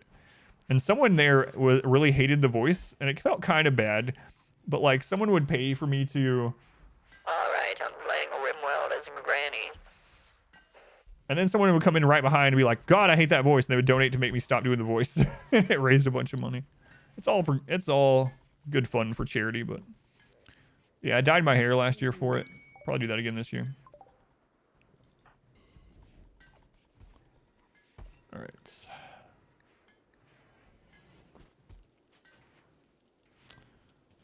Oh, what does a Praetor need? I think I need drapes and columns or something, right? What is it for again? It's a charity event called Hot Potato. RimWorld charity event for Doctors Without Borders. All right. Isn't that what you need for Praetor? I think I can look, right? I think I can even look on the pond that it was talking about, but I can even look here, I think.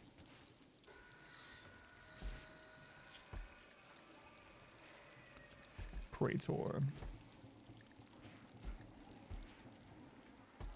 In table, dresser.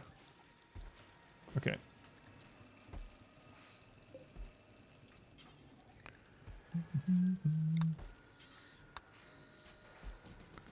Couldn't remember.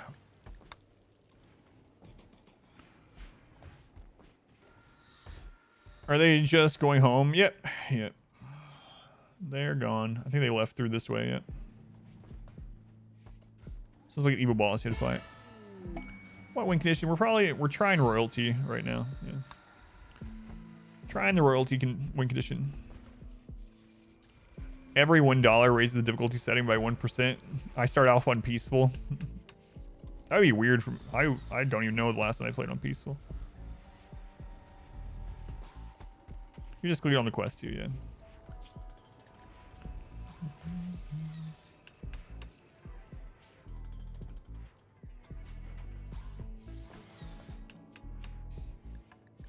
There's blood. Okay, now we have it. Now we have it. So that was all it was. Oh man, watch them show up at that Mech cluster. That would suck.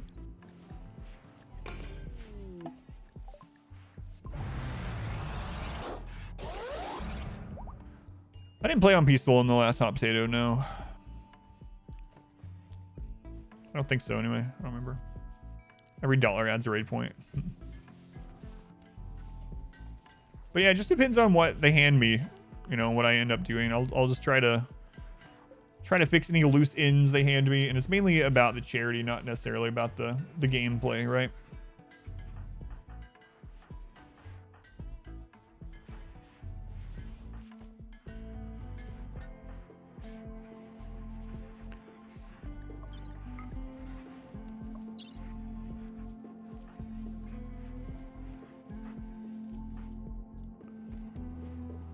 Hey, we got detoxify our kidneys on everyone. All right, cool.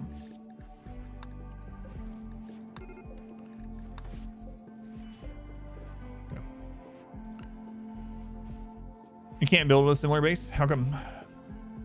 Can you paint conduits? I don't know. I don't think so.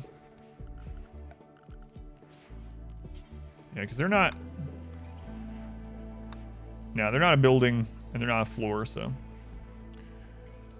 Yes, it already started going up. Yep. You like the full versions more? They're on the secondary channel. So thank you. There it is. Nicholsoft, thank you. Sarge, there's a link to where the full length are going up.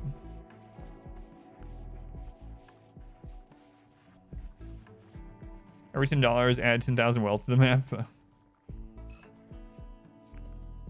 Guess unhappy. All right. Okay, so we want to put them on walls, and we want to put them on the triphasic schedule. So, whoops.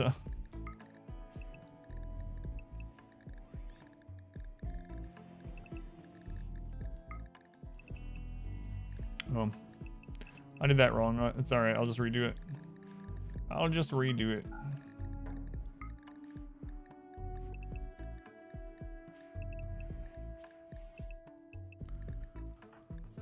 Okay, there you go.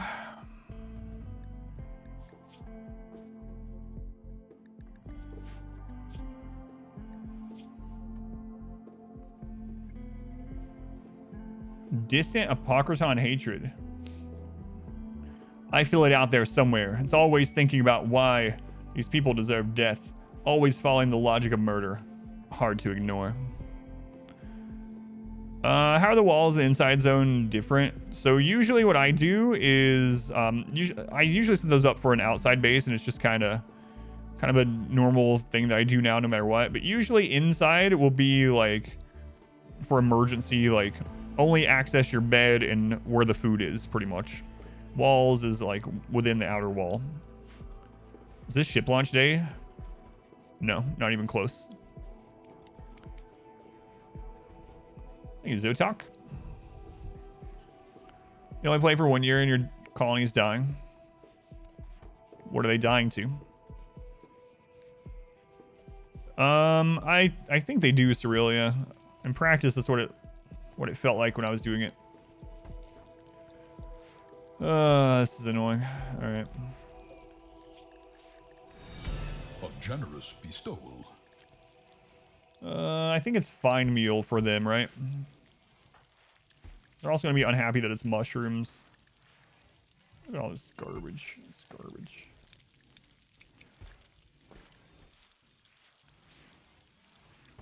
Yeah, fine meals. Okay. So I'm going to have to go into our assignments. I'm going to have to choose a different one from them. Let's go to fine. I'm going to manage food restrictions. I'm going to select lavish. I'm going to turn off fine meals. Then in here, I'm going to set up vegetarian fine meal. Do until we have 5. Pause it until we're at 2. Put that on the top. Copy and paste it there. Bring that up. Now we'll make the meals for this royal jerk. Is this setup better than the Singularity box? Absolutely not. No. Singularity box is an exploitative kill box that can overcome anything without the enemy even able to shoot at you. This one we get shot at and we take damage. Sarge, thank you for the 100 bits. Thank you, Sarge. Alex, thank you for the Twitch Prime. Thank you, Alex. Vela, thank you as well. So, assign the bed. No. They auto-assign. I don't need to.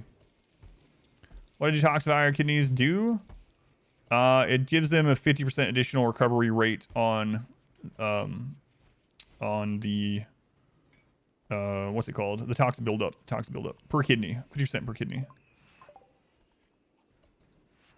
But yeah, you don't have to assign the bed. They'll just auto do it the first time they get tired. Okay, do they end up eating that meal or not? Okay, they got it. What is that about the Apocryphon? It's because we have these on the map. It's actually tempted me to pull them. So the Apocryphon has this like psychic thing, but our dwarves are you know, immune to it because they're psychically deaf. Let me double check. Maybe the room isn't quality enough either. What's the room quality? Very impressive.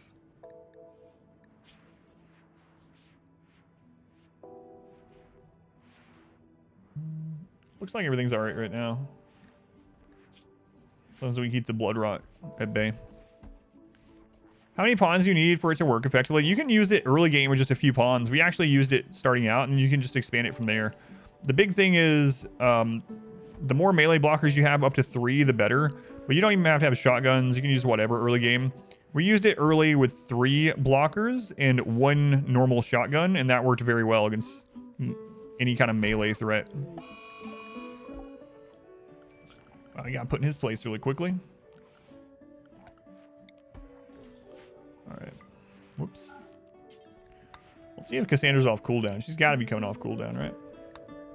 What day were we attacked last? Basically 4:30. 4:30. It's 4:38. Yeah, she's off cooldown. Does orientation matter with the Singularity? It does. Yep. South facing no longer works as a 1.4. We don't know why. And east facing is still the most reliable. So east facing, the most reliable. West, second. North facing, third. south no longer works. And the page on YouTube is updated to reflect that as well. All right, what do I want to make next here? I think I'm gonna finally start our marine helms.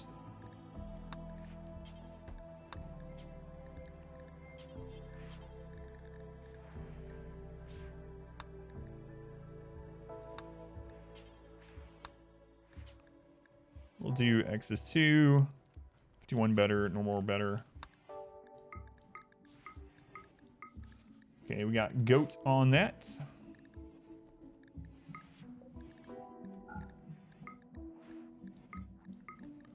And then we'll put Soul Sapper on the other. Okay. Societies that you've seen. Check it out. Yeah, east facing is the best. It always has been, yeah. South means the colonists facing south. Yeah, that's why I try to say south facing, east facing. Yep. If the colonists are facing south, it does not really work very well anymore. There's also something with the Singularity box. I have so many people telling me it doesn't work because the enemies can still shoot them. One of the big things that people do wrong in it. Here, I'll draw it really quick. Like, all right, here's your Singularity box, right? Let's just say this is it. And they'll be like, enemies are still shooting me. They cannot shoot those 11 positions. But the reason why there's only 11 is if you have any other thing back here at all that is a target, including an animal, a mech from your Mechanitor, a colonist, whatever, then yes, these can shoot. They can shoot all the way back there. So someone was like, I had Lancers that were shooting way back through it. And it's like, yeah, because you're not supposed to have things back there. So that's why you'll see in a lot of mine, I will have a wall back like this or even a room. Because if you have colonists walk back here outside of those 11 spots, then yes, enemies with enough range can shoot them. It's only those 11 spots that you want to really put colonist. So a lot of people have that. I tried to show in the video that there was only 11 spots. I color coded it. I made squares for just the 11 spots, but apparently I should have been more clear. I don't know, but yes, just the 11 spots. Not quite. There's a lot of stuff. No. Does it work when facing west? Yes, it does.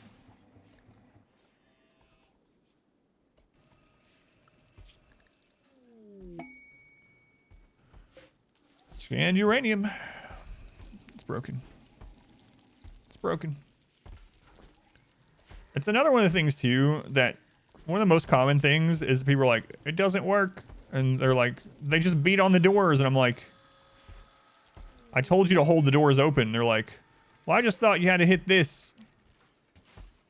I didn't think I was going to have to explain that. But honestly, I get that all the time where they just set the door to open. They're like, all right, it's good.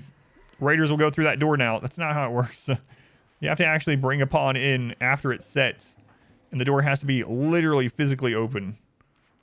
But I've gotten so many people too that post and they're like, Raiders just coming and attacking the door. I don't understand why. Is the door open?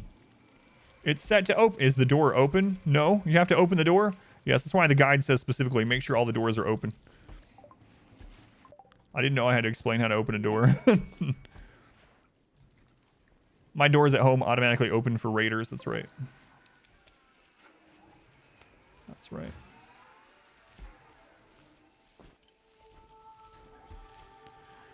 Yeah, no matter what I say, some people are just not going to get it, so it's whatever.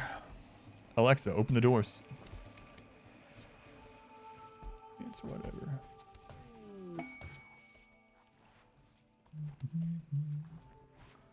What are we doing on die? Something about planting more. Just 11. Masterwork Marine Helmet right off the bat. Let's go ahead and put that on our melee, so go on a VIG there. And another one. Wow, 2 Masterwork Marine Helmets. Excellent, excellent. Sure wish the Empire would visit. How long has this guy been here? We've been saving this guy to give him to the Empire for ages.